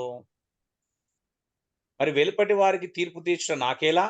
వెలుపటి వారికి దేవుడే తీర్పు తీర్చును గాని మీరు లోపలి వారికి తీర్పు తీర్చువారు గనుక ఆ దుర్మార్గుని మీలో నుండి వెలివేయండి. ఏ దుర్మార్గుని? సహోదరనబడిన వాడు, రక్షించబడినటువంటి వాడు ఒకవేళ జారుడైనా, లోబి అయినా, విగ్రహారాధికుడైనా, తిట్టుబోతైనా, త్రాగుబోతైనా, దోచుకొని వాడైతే ఏం చేయాలంట? దాన్ని బయటకు నెట్టివేయాలండి. సంఘం నుండి బయటికి పంపించాలంట, వెలివేయాలంట సంఘం నుండి. అర్థమవుతుందా అండి? ఎస్, అవునయ్యా. డియర్ బ్రదర్స్ అండ్ సిస్టర్స్, సేవకులారా, మత్తయి సువార్త 18వ అధ్యాయం 15 నుండి 20 వచనాలేమో ఒక సహోదరుడు వ్యక్తిగతంగా అంటే వేరే సహోదరునికి విరోధంగా పాపం చేసినప్పుడేమో ఒక క్రమం ఉంది. అక్కడ ఏం క్రమం ఉంది? 2-3 సాక్షులతో గద్దించాలా, తర్వాత సంఘం ఎదురు తీసుకురావాలి. ఎందుకంటే అది వ్యక్తిగత పాపం గురించి మాట్లాడుతున్నాడు, అంటే ఒక వ్యక్తికి వ్యతిరేకమైన పాపం గురించి. అవునా? ఆ క్రమం వేరు. అయితే ఇక్కడ అలాంటి క్రమం లేదు. ఇక్కడేం క్రమం? ఇది డైరెక్ట్ సిన్. ఇది జారత్వము, వ్యభిచారం అనేది ఇది సంఘానికి విరోధమైన పాపాలు. అవునా అండి? అవునండి, అవునయ్యా. ఇక్కడ మళ్ళా 2-3 గద్దించాలా, ఫస్ట్ ఒక్కడి గద్దించాలా, తర్వాత 2-3 గద్దించాలి. ఇక్కడ ఈ సిస్టమ్ వర్కౌట్ కాదు, గుర్తుపెట్టుకోండి. అర్థమవుతుందా అండి?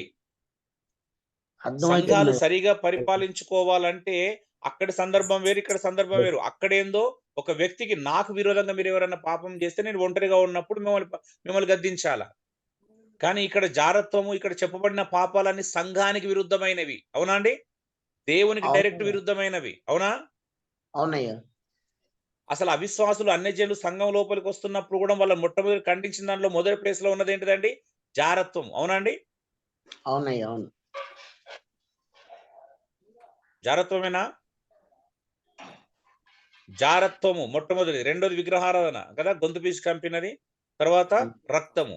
ఈ అవశ్యమైన వాటికంటే ఏ భారం మోపకూడదు. ఎందుకంటే ఇవి యూనివర్సల్ సిన్, అది దేవుని దృష్టిలో. అంటే సార్వత్రిక పాపం అంటారు. అంటే జారత్వం అనేది భయంకరమైన పాపం అన్నిటికంటే. అందుకే అది మీరు ఎక్కడ చూసినా మొదటి వరుసలో కనిపిస్తుంది చూడండి. అవునయ్యా, అవును. అవునా? అవునండి. సరే, మీ అందరికి ఇప్పుడు ఒక చిన్న ప్రశ్న. ఏం బాధపడకండి, తెలియకపోయినా బాధపడకండి, మీకు తెలిసింది చెప్పండి. ఓకే, అందరు చెప్పాలా. జారత్వానికి, వ్యభిచారానికి తేడా ఏంటి?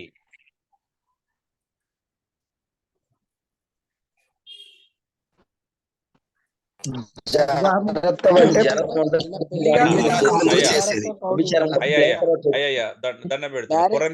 కొరంది సంఘం లాగా బిహేవ్ చేయకండి. ఒకరి మ్యారేజ్ కాకముందు చేసేది జారత్వమేనా? పెళ్లి కాకముందు అయ్యా చెప్తున్నా, అయ్యా ఒక్కరి తర్వాత ఒకరు మాట్లాడు. కొరంది సంఘం లాగానే మీద పడుతుర్రు. ఒక్కరు మాట్లాడకుండా ఎందుకండి? మళ్ళీ చెబుతా ఉంటే కూడా అలానే చేస్తున్నారేంటయ్యా? ఒక్కరు మాట్లాడంటున్నారు కదా. సమయం ఉంది, కొంచెం సమయం తీసుకుందాము. ఒకరి తర్వాత ఒకరు మాట్లాడండి. ఒక 5-10 నిమిషాలు అటు ఇటు అయినా కొంచెం ఓర్చుకొని సమయం తీసుకుందాం. ఓకే, ఒకరి తర్వాత ఒకరు మాట్లాడు. ఒకటే అన్మ్యూట్ లో ఉండాలి. 3 ఉన్నారు, 4 ఉన్నారు అన్మ్యూట్ లో. చెప్పండి. ఇప్పుడు నేను అడుగుతాను, ఎలీషా మీరు తమ్మునేలు చూపించండి. ఇలా ఒక్కటేసారి ఊకుమ్మడిగా మీద పడకుండా అందరికి అర్థం కావాలి కదా. మీరు ఏం చెప్తారో నాకు అర్థం కావట్లేదు. Elisha first. వివాహానికి ముందు చేసేది జారత్వం, వివాహం తర్వాత చేసేది వ్యభిచారం. Okay, Elisha fine. ఇంకా చెప్పండి. నెక్స్ట్ ఎవరు? ప్రార్థనా నిస్సి అంట. మీ పేరు అదేనా మా సహోదరుల సహోదరిలా ఇక్కడ ఉన్నది? హలో అండి, మీరు అన్మ్యూట్ చేసుకున్నారు. సరే, అబ్రహం గారు చెప్పండి. అబ్రహం గారు అదేంటండి మేము మాట్లాడితే నలుగురు ఒకటేసారి మాట్లాడతాం అందరి లోపల, కానీ ఒకరు మాట్లాడమన్నట్టుగా. మాకు తెలిసింది అంతవరకేనయ్యా. వివాహం కాకముందు చేసేదాన్ని జీవరత్నం గారు మాట్లాడుతున్నారు కదా, ఒకరు మాట్లాడేవండి. అయిన తర్వాత మరొకరు మాట్లాడండి. ఓకే, జీవరత్నం గారు చెప్పండి. జారత్వం అంటే అక్క అన్ని, తల్లి అన్ని. మీ సిగ్నల్ ప్రాబ్లం ఉంది, మీ సిగ్నల్ వీక్ గా ఉందండి. నెక్స్ట్ ఇంకెవరైనా? ఆ జీవరత్నం గారు కంప్లీట్ చేయలేదు. మీరు మాట్లాడున్నప్పుడు వాళ్ళు వస్తున్నారు, మధ్యలో మీరు వస్తున్నారు మళ్ళీ. నేనేం చేయనండి, వాళ్ళు మాట్లాడుతున్నప్పుడు నేనే డ్రాప్ అవుతున్నాయ్యా. మంచిదండి, మీరు మంచి పని చేశారు. ఇప్పుడు చెప్పండి. ఇక వాళ్ళకి సిగ్నల్ ప్రాబ్లం ఉంది, మీరు చెప్పండి.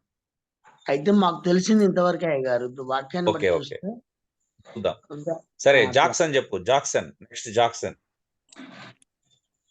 అంటే వ్యభిచారం అంటే క్లారిటీ లేదు జాక్సన్, నీ వాయిస్ క్లారిటీ లేదు. ఆ, అన్న వేశ్యలు ఉంటారు కన్నా వ్యాపారం చేస్తారు కదా, ఆ, వాళ్ళతో చేసింది వ్యభిచారం. జాగ్రత్త అంటే భార్య ఉండి కూడా వేరే ఉంచుకోవడం జాగ్రత్త. Okay okay Jackson. ఇంకా సరిత ఎవరో, సరిత నావే చెప్పండి అన్నయ్య, అమ్మా. చెప్పమ్మా. పాపపు సంబంధమైన ఆలోచన రావడము జాగ్రత్త. ఓకే. పాపం చేయడము వ్యభిచారం. ఆలోచన రావడం జాగ్రత్తము, చేయడం వ్యభిచారమా? ఓకే చూద్దాం. ఎస్ కొంతవరకు ఉంది correct. కరెక్టేనంటారా? సరే చూద్దాం. ప్రభాకర్ చెప్పండి. ప్రభాకర్, ఎల్క ప్రభాకర్ అయ్యా అయ్యా చెప్పండి. ఆ సూచనలు కలిగి జీవించడమే, ఆ సూచనలు ఆలోచించడమే జాగ్రత్వం. ఆలోచించిస్తే జాగ్రత్తం, క్రియ చేస్తే వ్యభిచారమా? ఆ ఓకే పెళ్లికి ముందు చేసే జాగ్రత్తం అన్నా, పెళ్లి తర్వాత చేసేది వ్యభిచారం అన్నా. ఓకే. ఏలియా గారు పెళ్లికి ముందు చేసే ఈ మాట ఏలియా గారు, ఎలిషా గారు ఒక మాట చెప్పారు. సరిత ఉన్ను ప్రభాకర్ గారు ఒక మాట చెప్పారు. ఆలోచిస్తే జాగ్రత్తము, క్రియ చేస్తే వ్యభిచారం. జీవరత్నం గారు రెండిట్లో సత్యం ఉంది అన్నారు. సరే ఆర్యన్ పటేల్ గారు మీరు చెప్పండి. మానసిక వ్యభిచారము, శారీరక వ్యభిచారము. ఓకే. నేను వ్యభిచారము ఎన్ని రకాలని అడగట్లేదండి, జారత్వానికి వ్యభిచారానికి వ్యత్యాసం అడుగుతున్నాను. జారత్వం అంటే మానసికంగా చేసేది జారత్వం అని నేను అంటున్నా. ఓకే అయ్యగారు. ఓకే అండి. వ్యభిచారం అంటే శారీరకంగా చేసేది వ్యభిచారం. ఓకే ముగ్గురు అయ్యారు పెళ్లి ఇప్పుడు. తర్వాత. Okay thank you. Okay. So మనసులో చేసేది జారత్వము, క్రియారూపకంగా చేసేది వ్యభిచారం అనేది ముగ్గురు మాట్లాడారు. ప్రభాకర్ గారు, సరిత అండ్ ఆర్యన్ పటేల్ గారు. ఓకే. ఇంకా అబ్రహం గారు ఏదో చెప్పారు, అర్థం కాలేదు.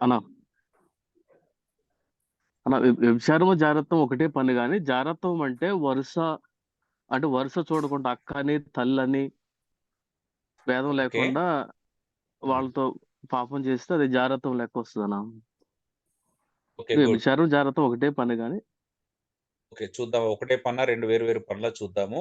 అయితే అబ్రహామును కొంచెం జాక్సన్ దగ్గరగా చెప్పినట్టుగా అనిపించింది నాకు. ఓకే ఇంకా ఎవరైనా?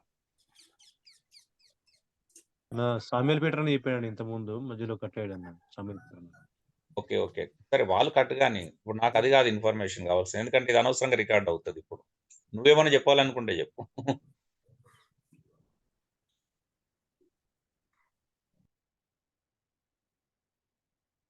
ఓకే నాని హ్యాండ్ రైజ్ చేశాడు, బట్ నేను నాని నీకు ఛాయిస్ ఎందుకు ఇవ్వట్లేదంటే నువ్వు పాతవాడి కాబట్టి. ఫస్ట్ ఇలా అడుగుదాము. నా దగ్గర చాలాసార్లు విని ఉంటావు కదా.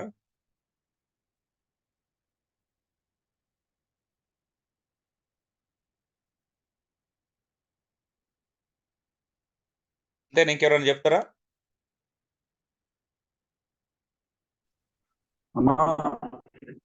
అదేనా వ్యభిచారం అంటేనేమో పెళ్లి చేసుకున్న వారు చేసుకునేటటువంటి పాపమును వ్యభిచారం అంటారు.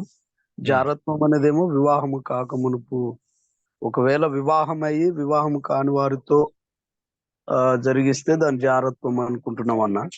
ఓకే ఓకే సరే. సో మీ అందరి యొక్క ఒపీనియన్ తెలుసుకున్న తర్వాత వ్యభిచారం కంటే జాగ్రత్త డేంజర్ అన్న. ఓకే సో మీరందరూ ఒపీనియన్స్ తెలుసుకున్న తర్వాత 3 రకాల ఒపీనియన్స్ వచ్చాయి. ఏంటి అంటే నేనా జాక్సన్ అన్న మిమ్మల్ని కాదన్న, కాదు సార్ నాకు కూడా తెలుసు నన్ను కాదని ఊరికేనే అన్న. సరే సో అందరు ఒపీనియన్స్ తెలుసుకున్న తర్వాత 3 రకాల అభిప్రాయాలు వచ్చినాయి. ఒకటి ఏంటి అంటే పెళ్లికి ముందు జరిగేది జారత్వం, వివాహమైన తర్వాత వివాహానికి ముందు జరిగేది జారత్వం, వివాహం చేసుకున్న తర్వాత చేసేది వ్యభిచారం. ఇది కామన్ అండర్స్టాండింగ్ అందరి లోపల ఉంది. కొంతమంది అండర్స్టాండింగ్ ఏంది అంటే ఆలోచన చేస్తే జారత్వము, క్రియారూపకంగా చేస్తే వ్యభిచారము అని చాలా మంది రెండో రకమైనటువంటి అభిప్రాయాన్ని వెలుగుచ్చారు. జాక్సన్ అబ్రహాం గారు వీళ్ళు ఇంకొక రకమైన అభిప్రాయాన్ని వెలుబుచ్చారు. జారత్వముకి సరే వీళ్ళు ఏమన్నారంటే జారత్వము వ్యభిచారం ఒకటే, అయితే అక్క చెల్లి ఇంట్లో ఉన్న వాళ్ళతో సంబంధం పెట్టుకుంటే జారత్వము సో మిగతాది వ్యభిచారం బయట వాళ్ళతో చేస్తే, వ్యాపార సంబంధమైన వ్యక్తులతో చేస్తే వ్యభిచారం అని. గుడ్. ఈ 3 రకాల అభిప్రాయాలు మనం చూస్తున్నాం. ఓకే. సో ఇప్పుడు ఒకవేళ మొదటి పక్కన పెడదాం, పెళ్లికి ముందు పెళ్లి తర్వాత అనేది మనం పక్కన పెడదాం. ఒకవేళ రెండో నమ్మకాన్ని మనం పరిశీలన చేసినట్లయితే ఆలోచన చేస్తే జారత్వము అంటే మొదటి దానికి కొంచెం ఆలోచన చేయడానికి అవకాశం ఉంది. మూడో దాన్ని కూడా కొంచెం ఆలోచన చేయడానికి బైబిల్ పరంగా ఎక్కువ పాసిబిలిటీ ఉంది. కానీ రెండోది విచిత్రమైన ఆలోచన. ఎందుకనంటే రెండో దానికి బైబిల్ ఎలాంటి ఆధారం లేదు. ఇప్పుడు ఎగ్జాంపుల్ మత్తయి సువార్తలో యేసుప్రభు ఏమన్నాడు, ఒక స్త్రీని మోహపు చూపుతో చూచు ప్రతివాడు అప్పుడే తన హృదయమందు వ్యభిచరించిన వాడవునన్నాడు. అంటే ఆలోచనలో చేసే వ్యభిచారం గురించి మాట. మరి ఇప్పుడు మీరు కొంతమంది ఏమన్నారంటే ఆలోచన చేస్తే జారత్వం అవుతుంది, క్రియారూపకంగా చేస్తే వ్యభిచారం అవుతుందన్నారు.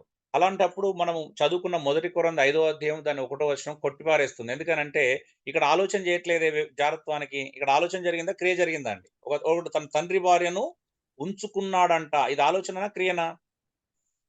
క్రియ. మరి క్రియ అనేది వ్యభిచారం అయితే ఇక్కడ క్రియను ఏమన్నది, జారత్వం అంటుంది. అవునండి? అవునండి. సో ఒక ఆలోచనలు చేసేది జారత్వం అని ఎక్కడ మనకు బైబిల్లో లేదు.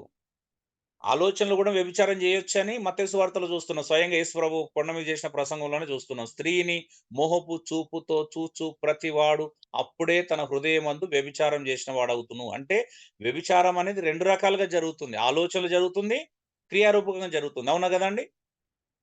హలో. ఆలోచనలు చేస్తే ఆత్మ సంబంధమైన వ్యభిచారము, శారీరకంగా చేస్తే శారీరక సంబంధమైన వ్యభిచారం. అవునా? అవునయ్యా. వ్యభిచారానికి డెఫినేషన్ అలా తీసుకున్నట్లయితే నేను ఆలోచనలు చేసినప్పుడు ఆత్మ సంబంధమైన వ్యభిచారం చేసిన వాడిని అవుతున్నాను. శరీరంతో చేస్తే శరీర సంబంధమైన వ్యభిచారం అవుతుంది. అంటే వ్యభిచారం 2 రకాలుగా చేయొచ్చు అనేది మన బైబిల్లో ఉన్న క్లారిటీ. మరి జారత్వం అంటే ఏంటిది అంటే చాలా ప్రత్యేకించబడింది ఇది. ఎందుకు ప్రత్యేకించబడింది అంటున్నామంటే, సరే మీకు వేరే క్లాసులో వస్తుంది, ఫ్యామిలీ అనే టాపిక్లో వస్తుంది. కానీ ఇప్పుడు టాపిక్ తీసుకున్నాం కాబట్టి మీకు తెలియాలి. ఎందుకంటే ఈరోజు చాలా మంది సార్వత్రికంగా వ్యభిచారానికి జారత్వానికి ఉన్న వ్యత్యాసము చాలా మందికి తెలియదు. I really happy for that. కొద్దిగా జాక్సన్ కి అబ్రహాం గారికి కొంచెం అండర్స్టాండింగ్ ఉన్నందుకు నేను చాలా హ్యాపీగా ఫీల్ అవుతున్నాను. ఎందుకంటే అందరు చెప్పిన జవాబులో జాక్సన్ అబ్రహాం గారు కొంచెం రిలేటెడ్ గా వచ్చారు, దగ్గరికి వచ్చారు. ఎస్. అయితే ఇంకొంచెం మనం క్లారిటీ, వాళ్ళు చెప్పిన దానికి ఇంకొంచెం క్లారిటీగా చూసినట్లయితే ఫస్ట్ జారత్వానికి వ్యభిచారానికి తేడా ఏంటో తెలుసా అండి? నెంబర్ 1 తేడా మీరు రాసుకుంటే రాసుకోవచ్చు. జారత్వం అనేది జరుగుతుంది, వ్యభిచారం అనేది చేస్తారు. ఫస్ట్ డిఫరెన్స్ ఇది. అందుకే వ్యభిచారం జరగదు, వ్యభిచారం అనేది జరగదు, వ్యభిచారం చేస్తారు. జారత్వం అనేది చెయ్యరు, అది జరుగుతుంది. ఇది ఫస్ట్ వ్యత్యాసం. జారత్వానికి వ్యభిచారానికి ఉన్న ఫస్ట్ వ్యత్యాసం ఏంటంటే జారత్వం అనేది జరుగుతుంది, వ్యభిచారం అనేది చేస్తారు. అంటే అర్థం ఏంటిది? జారత్వం అనేది అనుకోకుండా జరిగేది, వ్యభిచారం అనేది ప్లాను. అవునండి? వ్యభిచారం అనేది ప్లాన్ చేసుకొని వెళ్ళాలా. ఎక్కడ వ్యభిచారం ఉన్నాయి, ఎక్కడ సాని కొంపలు ఉన్నాయి, ఎక్కడ ఆ స్త్రీలు దొరుకుతారని ప్లాన్ చేసుకొని వెళ్ళి చేస్తే వ్యభిచారం. అది చేసుకొని వెళ్ళాలి అక్కడికి. ఇక్కడ జారత్వం అనేది జరుగుతుంది, ఇది చెయ్యరు. ఇది అనుకోకుండా అకస్మాత్తుగా జరిగే క్రియ. అర్థమవుతుందా అండి? ఇది మొదటి డిఫరెన్స్. రెండో డిఫరెన్స్ ఏంటి అంటే జారత్వం అనేది తెలిసిన వారితో జరిగే ప్రక్రియ. జారత్వం అనేది ఒక ముక్కు మొక్కం తెలియని వారితో జరగదు. జారత్వం జరిగేదంతా కూడా తెలిసిన వారితో జరిగేటువంటి ప్రక్రియ, నోన్ పర్సన్స్ తో. ఇంతకుముందు అబ్రహాం చెప్పినట్టు, జాక్సన్ చెప్పినట్టు ఒక అక్కనో, ఒక చెల్లినో, ఒక అత్త వరుసనో, కోడలు వరుసనో ఒక ఇంట్లో 4 గోడల మధ్యలో ఒంటరిగా రావాల్సి వచ్చినప్పుడు, ఒకే ఇంట్లో పడుకొని రావాల్సి వచ్చినప్పుడు, ఒకే ఇంట్లో ఉండాల్సిన పరిస్థితి వచ్చినప్పుడు వీరి మధ్యలో జరిగే అనుకోని ప్రక్రియ అది. దాన్ని జారత్వం అంటారు. గుర్తుపెట్టుకోండి. వ్యభిచారం అనేది ముక్కుముఖం తెలియంతో చేసుకుంటూ వాళ్ళతో పరిచయం పెంచుకోవచ్చు, రెగ్యులర్ కస్టమర్ అయ్యే అవకాశం ఉంటుంది. అది వేరే విషయం. సో ఇది రెండో ఎగ్జాంపుల్, రెండో ఉదాహరణ, రెండో తేడా. జారత్వం అనేది ఖచ్చితంగా మనకు తెలిసిన వారితోనే జరుగుతుంది. రిలేషన్స్ లో మన బంధువుల మధ్యలోనో, బాగా ఆత్మీయుల మధ్యలోనో జరిగే క్రియ ఇది. సో అదేమో అన్నోన్ పర్సన్, ముక్కుముఖం తెలియనితో కూడా వ్యభిచారం చేస్తారు. అది రెండో తేడా. మూడోది జారత్వములో ఎమోషనల్ బాండేజ్ ఉంటుంది. జారత్వం ఎందుకు ప్రమాదం అంటే వ్యభిచారం కంటే జారత్వంలో ఎమోషనల్ బాండేజ్ ఉంటుందండి. అంటే అంటే ఏంటిదండి? కేవలం శరీర సంబంధమైన విషయాలే ఉండవు. ఎమోషనల్‌గా కనెక్ట్ అవుతారు ఇక్కడ. అవునా? Dear brothers and sisters. భావోద్రేకాలు ఉంటాయి. భావోద్రేకాల పరంగా కూడా కనెక్ట్ అవుతారు. కానీ వ్యభిచారంలో ఎమోషనల్ కనెక్షన్ ఉండదు. అంటే ఆమెతో ఎలాంటి ఎమోషనల్ బాండేజ్ ఏర్పడదు. గుర్తుపెట్టుకోండి. అందుకే ఇక్కడ ఏమవుతది అంటే ఎమోషనల్ బాండేజ్ కూడా ఉంటది. ఆల్రెడీ ఉంది కదా ఎమోషనల్ అక్క, చెల్లి, తమ్ముడు ఈ రిలేషన్‌షిప్ ఉంది కాబట్టి ఇది కొంచెం ఎమోషనల్ కూడా స్ట్రాంగ్ అయితది ఇక్కడ. మర్చిపోరు. ఒక్కసారి జరిగిందంటే మర్చిపోరు. మళ్ళీ మళ్ళీ కావాలనిపిస్తది. వెరీ డేంజరస్ థింగ్ జారత్వం అనేది. 4గో తేడా ఏంటి తెలుసా? జారత్వంలో మనీ మ్యాటర్ ఉండదు. కానీ వ్యభిచారంలో పేయింగ్ ఉంటది. ఖచ్చితంగా డబ్బులు చెల్లించాలా. వ్యభిచారంలో డబ్బులు చెల్లించాలా. 1000, 2000, 3000 ఎంత పెడితే వాళ్ళు చెల్లించాలా. అయితే జారత్వంలో ఉన్న ప్రమాదం ఏంటో తెలుసా? ఇక్కడ డబ్బులతో జరగదు. అనుకోకుండా జరిగింది ఎక్కడ ముగించబడుతది అంటే ఆస్తులు కూడా అమ్ముకోవాల్సిన పరిస్థితి ఇక్కడ ఎదురవుతది. అవునా? ఇక్కడ లిమిట్ ఉండదు. ఇక్కడ అన్‌లిమిటెడ్ ప్రాసెస్ ఇక్కడ. అవునా? వ్యభిచారిని దగ్గర లిమిట్. స్టీఫెన్ ఏమన్నావు? ఇప్పుడు జరుగుతున్న ప్రేమలు భావించవచ్చు ఆ విధంగా? లేదు నేను చెప్తాను, పూర్తిగా వినండి. ఓకే, ఇక్కడ ఇది అన్నట్టు ప్రాబ్లం. అందుకే చూడండి, ఇప్పుడు దీన్ని ఏమంటారంటే జారత్వంలో సెకండ్ సెటప్లు ఉంటే చూసినావు. భార్య ఉండగానే ఆఫీస్లో పనిచేస్తూ కొలీగుతో అనుకోకుండా కనెక్ట్ అయిపోయి, అవునా, లేకపోతే ఇంకెవరితోనో వాళ్ళ పని చేస్తున్న వారితో కనెక్ట్ అయిపోయి మళ్ళీ వాళ్ళతో కూడా సెకండ్ సెటప్ పెడతారు చూసినావు. అది సెకండ్ సెటప్ పెట్టడానికి గల కారణం అది. అంటే కావాల్సుకొని ప్లాన్ వేసుకొని జరగదు అది. వాళ్ళిద్దరి మధ్యలో ఎక్కడో కెమిస్ట్రీ వర్కౌట్ అవుతుంది. ఎక్కడో ఇద్దరు ఒక దగ్గర కనెక్ట్ అయిపోతారు. అవునా? అవునవును. అందుకే అది వీడిపోని బంధం అవుతుంది అది. ఇది వ్యభిచారణ అంటే ఒకవేళ వాడిని కౌన్సిలింగ్ చేసి వ్యభిచార కొంపలకు వెళ్లకుండా చేయగలుగుతాం. కానీ జారత్వంలో ఇరుక్కున్నని బయటికి తీసుకురావడం హైలీ ఇంపాసిబుల్. అర్థమవుతుందా అండి?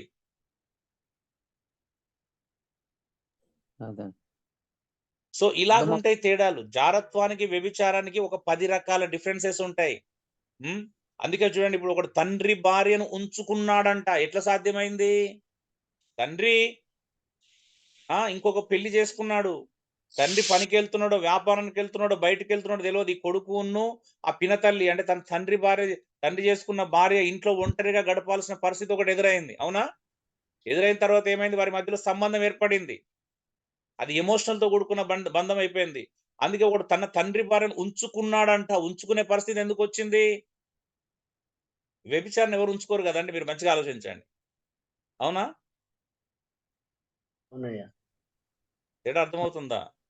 అర్థమవుతుందన్న. ఇంకొక డిఫరెన్స్ ఏంటంటే చనిపోయే వరకు కొనసాగుతుంది, ఎవరు విడదీయలేదు. తర్వాత చంపడం గానీ చావడం గానీ జరుగుతుంది. ఎస్, జారత్వంలో ఉండే అత్యంత మరొక ఐదో ప్రాముఖ్యమైన విషయం ఏం తెలుసా? జారత్వము చావుకు దారితీస్తుంది. అది ఆత్మహత్య కన్నా హత్య కన్నా దారితీస్తుంది. దాని ముగింపు. అవునా? జారత్వం యొక్క ముగింపు ఏంది అంటే హత్యకు, ఆత్మహత్యకు, కుటుంబాల విచ్ఛిన్నంకు కారణం అవుతుంది. కానీ వ్యభిచారం అలా కాదు. వ్యభిచారం కంప్లీట్ డిఫరెంట్. ఇవి అన్నట్టు ఇలా చెప్పుకుంటూ పోతే నేను ఆల్రెడీ వీళ్ళకి ఒక 10 తేడాలు చెప్పాను. మా పాత టీం మెంబర్స్. సో 10 వ్యత్యాసాలు ఉన్నాయి. ఇవి జారత్వానికి వ్యభిచారానికి తేడా. అంతేగాని పెళ్లికి ముందు జరిగేది జారత్వం, పెళ్లి అయిన తర్వాత జరిగే వ్యభిచారం ఈ డెఫినేషన్లు బైబిల్లో కాదు, ప్రపంచంలో ఎక్కడ కూడా లేవు. ఇవి డిక్షనరీలో కూడా దొరకవు మీకు. అంటే ఇప్పుడు నేను చెప్పిన భావన కూడా మీకు డిక్షనరీలో కూడా దొరకదు. అది నేను వ్యక్తిగతంగా స్టడీ చేయడం వల్ల నేర్చుకున్న విషయాలు. ఏంటి తేడా జారత్వానికి వ్యభిచారం? ఎందుకు బైబిల్లో పదే జారత్వాన్ని మొదటి పాపంగా చూపించారు అనేది నేను పరిశోధన చేసుకున్నాను. ఎందుకంటే చూడండి, జారత్వం తర్వాత విగ్రహారాధన కనిపిస్తుంది, తర్వాత వ్యభిచారం అనే లైన్ కనిపిస్తుంది ఎక్కడ చూసిన బైబిల్. ఎందుకంటే బైబిల్లో అత్యంత ప్రమాదకరమైన పాపముగా జారత్వం పరిగణించబడింది. ఎందుకంటే అది వీడిపోరు. వీడిపోయిన ఒక బంధం ఏర్పడుతుంది, గట్టిగా ఉంటది, అది పునాది కదల్చబడదు. అందుకే అవసరమైతే భార్య పిల్లలను వదిలేసి ఎవరితోనే అనుకోకుండా రిలేషన్షిప్ ఏర్పడిందో వాళ్ళతో ఉండడానికి కూడా ఇష్టపడతారు వాళ్ళు. అవునా? నిజమే కదండి. అవసరమైతే చంపడానికి, చావడానికి వెనకాడరు. ఆస్తులను దారపోయడానికి వెనకాడరు. ఇందులో చాలా ప్రమాదాలు ఉంటాయి. అందుకే మీకు పౌలు కొరంథీ పత్రికలు చూడడం ఏమన్నాడు, 7వ అధ్యాయంలో ఏమన్నాడు చూడండి, మంచిగా విన్నాడు. అక్కడ 7వ అధ్యాయంలో ఏమన్నాడు, స్త్రీని ముట్టకుండుట పురుషునికి మేలు అన్నాడు. అంటే దాని అర్థం ఏంటిది, స్త్రీ పురుషులు క్లోజ్ అవ్వకూడదు, ఇట్లా టచ్ చేయడం గురించి, షేక్ హ్యాండ్ ఇవ్వడం గురించి మాట్లాడట్లేదు. జారత్వానికి దారితీసే విధంగా ఒక్క రూములో ఉండకూడదని, ఒక దగ్గర కాకూడదని ఉద్దేశం. అందుకే మీలో జారత్వములు జరుగుచున్నందున, ఇదే కొరింథీ పత్రికలో మీలో జారత్వములు జరుగుచున్నందున ప్రతి స్త్రీకి సొంత పురుషుడు ఉండాలి, ప్రతి పురుషునికి సొంత భార్య ఉండాలా. అందుకే స్త్రీ పురుషులు క్లోజ్ కాకూడదు, పెళ్ళైన ముందైనా పెళ్లి కాకముందైనా. ఇక్కడ పెళ్లి కాకపోవడం అనే సమస్య లేదు, మధ్యలో ఇలాంటి అడ్డు కూడా లేదు జారత్వానికి. తెలుసా మీకు? హైదరాబాద్ లో ఒకసారి చదివించడానికి ఒక ప్రాంతంలో ఉన్న వాళ్ళు, బాగా డబ్బున్నోళ్ళు, ఇద్దరు ఫుల్ బిజీ, పిల్లలను చూసుకునే అంత అది లేదు, ఇద్దరిని కలిపి హైదరాబాద్ రూమ్ లో పెట్టారు, రూమ్ తీసుకొని. ఇద్దరు అన్న చెల్లెళ్ళు వయసులో ఉన్న వాళ్ళని ఒక దగ్గర పెట్టారు. ఏం జరిగిందో తెలుసా అండి, వాళ్ళ కాలేజ్ డేస్ అయిపోయిన తర్వాత వాళ్ళ పెళ్లి సంబంధాలు చూస్తా ఉంటే ఇద్దరు కింది మీద అయిపోయి కాళ్ళు పట్టుకొని మమ్మల్ని అజ్జేయమని చెప్తే, అంటే ఇక్కడ కమిట్ అయిపోయారు ఇద్దరి మధ్యలో.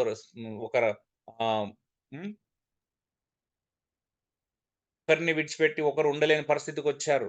మమ్మల్ని వేరు చేయొద్దని బ్రతిమలాడుకున్నారు వాళ్ళు పెళ్లి సంబంధాలు చూస్తుంటే. ఆ మధ్యలో ఒక సంఘటన జరిగింది. ఒక తల్లికి ఇలా తెలిసింది, సొంత తల్లి పట్టించుకోవట్లేదు, భర్త వదిలేసిండు, తల్లి కూడా పిల్లలు పట్టించుకోవట్లేదు, ఉద్యోగానికి వెళ్తుంది వస్తుంది, ఇద్దరు మగ పిల్లడు ఒక ఆడపిల్ల, ఇంత ఏం జరుగుతుందో తెలియదు. ఒకరేదో సౌండ్ వచ్చి చూస్తే ఇద్దరు మీద ఉన్నారు. చేసేది ఏం లేక వాళ్ళు ఇద్దరిని అమెరికాకు పంపించింది, ఇంకోసారి నాతో టచ్లో కూడా ఉండొద్దని. ఇలాంటి సంఘటనలు ఉన్నాయి, తెలుసా మీకు? డియర్ బ్రదర్స్ అండ్ సిస్టర్స్, పిల్లలు ఎదుగుతున్నప్పుడు బీ కేర్ఫుల్, వాళ్ళని వేరుపరచండి. రోజు శరీరానికి వావి వరుసలు తెలియదు, మీరు గుర్తుపెట్టుకోండి. అవునండి, ఇలాంటి పాపం ఎందుకు జరుగుతుంది? నాకు పాత నిబంధన కాలంలో కూడా తెలుసు కదా, యాకోబు ఒక 12 మంది పిల్లలు ఒకడు భార్యతో సంబంధం పెట్టుకున్నాడు. అవునా? పెట్టుకున్నాడా అండి? పెట్టుకున్నాను. సో జారత్వం అనేది చాలా డేంజర్. అది ఇంట్లో ఇద్దరిని ఒంటరిగా ఏ వరుసలో ఉన్న వాళ్ళని వదిలేసిన ప్రమాదమే. అది ఎప్పుడైనా జరగవచ్చు. దానికి టైం పడుతుంది. అది 1 రోజులో, 2 రోజులో, 3 రోజులలో, 1 నెలలో, 2 నెలలో జరిగే ప్రక్రియ కాదు. అది లాంగ్ రన్ లో శోధించబడి ఒక సడన్లీగా ఒంటరిగా గడిపే అవకాశం వచ్చినప్పుడు అది అనుకోకుండా జరిగేటువంటి ప్రక్రియ. అది అర్థమవుతుందా అండి? అర్థమవుతుందన్న. సురేష్, ఏదైనా చెప్పాలనుకున్నావా? విశ్వాసులకిను సంఘ కాపర్లకు మధ్యలో జరుగుతుంది, కామన్ గా జరిగేటువంటి ప్రక్రియ అది. అంత మాత్రమే కాదు, వన్స్ స్టార్ట్ అయితే చాలా ప్రమాదం.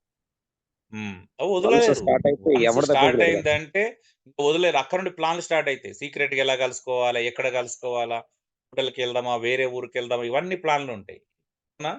విచారంతో ఇలాంటి ప్లాన్స్ ఎవరు చేయరు ప్రపంచంలో. నిజమే కదండి?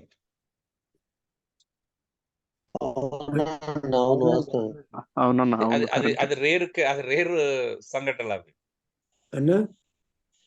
వెంకటేష్ గారు చెప్పండి. ఇది సాతాను యొక్క కుతంత్రాలా లేకపోతే సొంత ఆలోచన మానవుని, దేన్ని ఎట్లా పరిగణించుకోవాలి? సాతాను కుట్ర కుతంత్రం. అయ్యా జీవరత్నం గారు దయచేసి మ్యూట్ చేసుకోండి. నేను మ్యూట్ చేస్తున్నా, మీరు అన్మ్యూట్ చేసుకుంటున్నారు. సో సాతాను కుట్ర ఎప్పటికి ఒకటి ఉంటూనే ఉంటది. ఇక్కడ విషయం ఏంటి అంటే, ఇది మన యొక్క బలహీనత. వానికి పాపం చేయాలన్న ఆలోచన మానవం లోపల ఉంటే అది జరుగుతుంది. సాతాను ఊరికేనే నేను బలవంతుని సాతాను శోధించలేడు. అసలు సాతాను అనేవాడు బలవంతుని దగ్గర రానేరాడు. ఫస్ట్ థింగ్, దగ్గరికి వస్తాడంటే సాతాను బలహీనుల దగ్గరికి వస్తాడా, బలవంతుల దగ్గరికి వస్తాడా?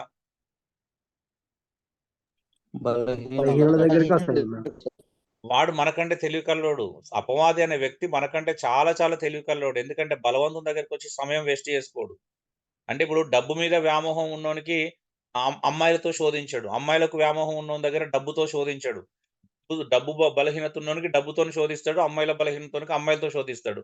పేరు బలహీనతను పేరుతో శోధిస్తాడు, అంతేగాని రివర్స్ లో రాడు అతను. అవునా? నిజం నిజం అన్న. రివర్స్ లో ఎందుకు వస్తాడు సాతాను? ప్రతి ఒక్కరి మీద అన్ని ప్రయోగాలు చేయడు వాడు. అంటే చీకట్లో బాణం వేయడు సాతాను. అపవాది గుర్తుపెట్టుకోండి. అపవాది చీకట్లో బాణం వేస్తాడా అండి? హలో, అదే అన్న మీరే చెప్పండి. దాన్నే పడేస్తాడు అన్న. అతనేమో అంత అది అమాయకుడు కాదు మనలాగా. చీకట్లో బాణం వేస్తే నాలుగిట్లేదో తగలపోతుంది కాదు. ప్లాన్ ఉంటది. ఎవరిని ఎలా శోధించాలో తెలుసు, ఎక్కడ కొట్టాలో తెలుసు. అయితే ఆ శోధన నువ్వు జయించకపోతే నువ్వు లోబడితే పడిపోతావు. ఎందుకంటే ఇప్పుడు యాకోబులో చెప్పిన ప్రతివాడు తన స్వకీయమైన దురాశల చేత మరలు కొలవబడి శోధించబడుతున్నాడు.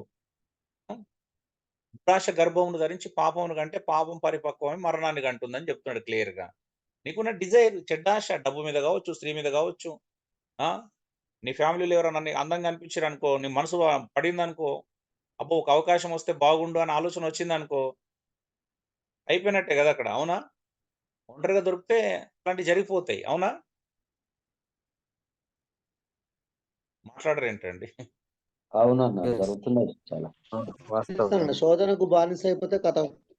శోధనకు బానిస అయిపోతే లోపడితే కథం. సరే అబ్బా, ఒక్కసారి ఎవరో అక్క కూతురు, అన్న కూతురు, ఇంకెవరో మనసు పడి నీకు నచ్చింది, సందు దొరికింది అంటే నువ్వు ఆమెను మెడిటేషన్ చేసుకుంటూ రోజులు తరబడి మెడిటేషన్ చేస్తూ గడపవచ్చు సంవత్సరాల తరబడి.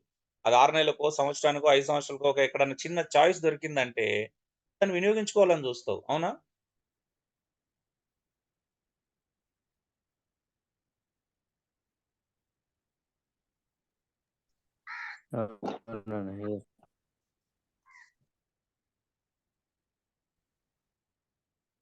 సో అందుకంటే డేంజర్ బ్రదర్స్. అందుకే జాగ్రత్వం అంటే అది. అంతేగాని పెళ్లి ముందు జరిగేది జాగ్రత్వం, పెళ్లి అయిన తర్వాత వ్యభిచారం అలాంటి డెఫినేషన్ లేవు. పెళ్లి కాకముందైనా పెళ్లి అయిన తర్వాతనైనా తెలిసిన వాళ్ళతో జరిగితే జాగ్రత్వం, చేస్తే వ్యభిచారం. అదే వ్యభిచారం అనేది అందుకే వ్యాపార కోణం. జాగ్రత్వంలో వ్యాపార కోణం ఉండదు, రిలేషన్షిప్ కోణం ఉంటుంది. అవునా? ఎమోషనల్ బాండేజ్ ఉంటుంది. అందుకే అది విడిచిపెట్టారు, ఉంచుకోవడానికి ప్రయత్నం చేస్తారు, కలిసి ఉండడానికి ప్రయత్నం చేస్తారు. అక్కడ మ్యూచువల్ అండర్స్టాండింగ్ అని, మ్యూచువల్ అండర్స్టాండింగ్ వస్తారు. కొన్ని విడిచి ఒకరు ఉండాలి, మనం కలిసి ఉందామని ప్లాన్ చేసుకుంటారు. వాళ్ళు ఇంకొక దగ్గర ప్లాన్ చేసుకోవడానికి ప్రయత్నం చేస్తారు, సీక్రెట్ కలుసుకోవాలని ప్రయత్నం చేస్తారు. మళ్ళీ అలాంటి అవకాశం కోసం ఎదురు చూస్తారు. ఎప్పుడు ఒంటరిగా ఉండే అవకాశం వస్తుందని ఎదురు చూస్తారు. ఒకవేళ రాకపోతే కల్పించుకుంటారు వాళ్ళు ప్లాన్ వేసుకొని. అవునా? చాలా వెరీ డేంజర్. అది మనసును కంట్రోల్ చేయనేది. అది ప్లాన్ల మీద ప్లాన్లు చేస్తారు అలాంటివి. అది జరిగితే మాత్రం సో భార్యకు అర్థం కాదు. ఒకవేళ అంటే ఎప్పుడైనా బిజీగా ఉంటున్నాడు అనేది అర్థం కాదు. ఏదో పని చెప్పుకొని సాకులు చెప్పడము, ఇలాంటి పరిస్థితులు జరుగుతాయి. భార్యకు ఒకవేళ ప్రాబ్లం ఉంటే భార్య కూడా సాకులు చెప్పి ఏదో ఒకటి ఇంటికి వెళ్ళొస్తా, అటు వెళ్ళొస్తా, ఇటు వెళ్ళొస్తా అని ఎప్పుడు సమయం వెతుక్కుంటా ఉంటారు. అది అంత భయంకరమైనది అది.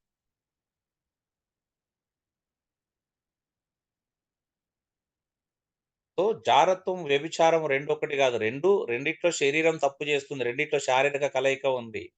అయితే వ్యభిచారంలో ఓన్లీ శారీరక కలయిక మాత్రమే ఉంటుంది. జారత్వంలో శారీరక కలయికతో పాటు మనసులు కలుస్తాయి. అవునా? ఇది డేంజర్. అందుకే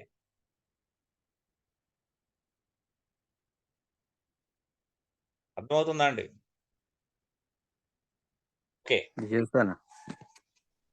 14:29-30లో ప్రవచనంలో ఎవరు వివేచించాలండి? తక్కిన వారు వివేచించాలని చూసాం. అంటే ఏం చేయాలి? సంఘం వివేచించాలా? ఎవరైనా చెప్పిన గుడ్డిగా నమ్మమంటుందా, వివేచించమంటుందా? అంటే తక్కిన వారందరూ కూడుకొని ఆలోచించి నిర్ణయం తీసుకునే అధికారం సంఘ సభ్యులకు కోర్టులోని న్యాయమూర్తుల వల్ల ఇవ్వబడింది. సంఘంలో ఎవరు ఏం చెప్తే నమ్మొద్దని బైబిలే చెప్తుంది. ఎవరైనా ప్రవచిస్తే అది వాక్యానుసారము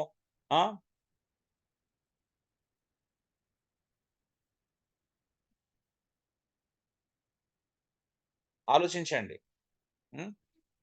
అందుకే సంఘము చిన్నగా ఉంటేనే ఈ రకమైన నాయకత్వం బాగా పనిచేస్తుంది. ఎందుకంటే ఒకరి పట్ల మరి ఒకరు ప్రేమ మరియు శ్రద్ధ కలిగి ఉంట సాధ్యమే. సంఘము చిన్నగా ఉంటేనే ఒకరినొకరు ప్రేమించుకోవడం, ఒకరి బలహీనతలు ఒకరు తెలుసుకోవడం, ఒకరు ఎలా ఉన్నారో తెలుసుకోవడం సాధ్యమవుతుంది, ఒకరి మీద శ్రద్ధ పెట్టడం సాధ్యమవుతుంది. మరి అనేక కార్యక్రమాలు గల పెద్ద సంఘాలలో ఇలా పనిచేయడం అసాధ్యం. అవునండి? 1000 మంది ఉన్న దగ్గరికి వెళ్తే అందులో ఎవరు వ్యభిచారం చేసిరో, ఎవడు దొంగనో, ఎవడు దోచుకొని వాడో, ఎవడు లోభం మీకు తెలియదు. మరి వారితో కలిసి మీరు భోజనం చేస్తారు, రొట్టె విరుస్తారు. రైట్ అయినా అప్పుడు? హలో, కాదండి, రైట్ కాదు. రైట్ కాదన్న. మరి అదే కదా మేము ఒత్తుకునేది. కొంతమంది అబ్బో మెగా చర్చెస్ తప్పంటుండేంది అన్న అంటాడు. మరి మరి వాక్యానుసారంగా జీవించాలంటే వేల మంది ఉంటే ఎలా సాధ్యం అవుతుందండి? ఇవన్నీ సాధ్యం అవుతాయి ఇప్పుడు పౌలు చెప్పినట్టు అన్ని? కావయ్యా. ఇలా సరి చేసుకోవడం సాధ్యం అవుతుందా? సంఘంలో ఎవడు వ్యభిచారో, ఎవడు దొంగనో, ఎవడు లోబో తెలుసుకోవడం సాధ్యం అవుతుందా? ఎవడు త్రాగుబోతో, ఎవడు జూదగాడు ఎలా తెలుసుకోవడం సాధ్యం అవుతుంది? 10,000 మంది కూర్చున్న చోట మనం ఒకవేళ 10,000 మంది సంఘంలో కూర్చున్న చోట ఒకసారి ఊహించండి. 10 సార్లు వెళ్తే 10 రకాల ప్లేస్‌లో కూర్చుంటావు. 10 సార్లు కూడా నీ పక్కన మొదటి వారంలో కూర్చున్నాడు పక్కన ఉండనే ఉండడు అక్కడ. అవునా? చాయిసే లేదు అక్కడ. ఉందా అండి? లేదు. హ్మ్. అది సినిమా లేదండి. థియేటర్‌కెళ్ళినట్టు ఏ సీట్ వస్తే ఆ సీట్ కూర్చునేది ఉంటది అక్కడ. అవునా? అంతేగాని మళ్ళీ వాళ్ళు తెలిసినోళ్ళు కూర్చోరు కదా! నువ్వు ఆ 10 మంది చిన్న గుంపు, 20 మంది గుంపు అక్కడ కూర్చొని సేమ్ ప్లేస్‌లో సేమ్ మందే కలుసుకోరు కదా అక్కడ. పక్కన కూర్చున్నది ఎవరో తెలవదు. ముక్కు ముఖం తెలవదు. ఏంటో తెలవదు అతను. అవునా? మరి అందుకే కదండీ ఇప్పుడు యేసు ప్రభు చెప్పినట్టు సంఘాలు సంఘాలుగా ఉంటేనే అద్భుతంగా ఉంటుంది. ఓకే. సో, మనం ఇంతటితో ఆపుదాము. సమయం అవుతుంది కాబట్టి 17 సంఘం మీద పెద్దలకు అధికారం లేనట్టయితే వారు చేసే సేవ ఏమిటి అనేది ఇప్పుడు రాయికగల పక్షంగా ఆలోచించుదాం. ఎందుకంటే ఇప్పటిదాకా సంఘమే నిర్ణయాలు తీసుకోవాలి, సంఘమే నిర్ణయాలు తీసుకోవాలని చూశాం. బ్యాలెన్స్ కావాలి కదా! పాపం పాస్టర్లు, నాయకులు వాళ్ళెట్లా మరి వాళ్ళ పరిస్థితి ఏంటిదనేది వాళ్ళకుండేది వారికి ఎప్పటికి ఉంటుంది. వాళ్ళ స్థానం వారికి ప్రత్యేకంగా ఎప్పటికి ఉంటుంది. కాబట్టి కంగారు పడొద్దండి. అమ్మో! ఎంత డేంజర్‌గా ఉందండి. అన్ని విషయంలో సంఘమే కనిపిస్తుంది. బైబిల్ ఎక్కడ చూసినా సంఘమే నిర్ణయాలు తీసుకోవాలని చెప్తుంది. మా పరిస్థితి ఏంటి? ఇప్పుడు మేమంతా అంతేనమ్మా పరిస్థితి అని ఏం భయపడకండి. మనము బుధవారం మండే రోజు చూసుకుందాం. నాయకుల పక్షంగా కూడా వాళ్ళకుండే అధికారాలేంటివి? వారికుండే స్థాయి ఏంటిది? వాళ్ళు ఏం చేయాలి? ఏం చేయకూడదనేది మనం సోమవారం క్లాస్‌లో నేర్చుకుందాం. ఓకే అండి. ఎందుకంటే మంగళవారం మన క్లాస్ ఉండదు ఉదయము. సోమవారం క్లాస్‌లో మనం నాయకుల పక్షంగా నేర్చుకోవడానికి ప్రయత్నం చేద్దాం. Thank you. God bless you all.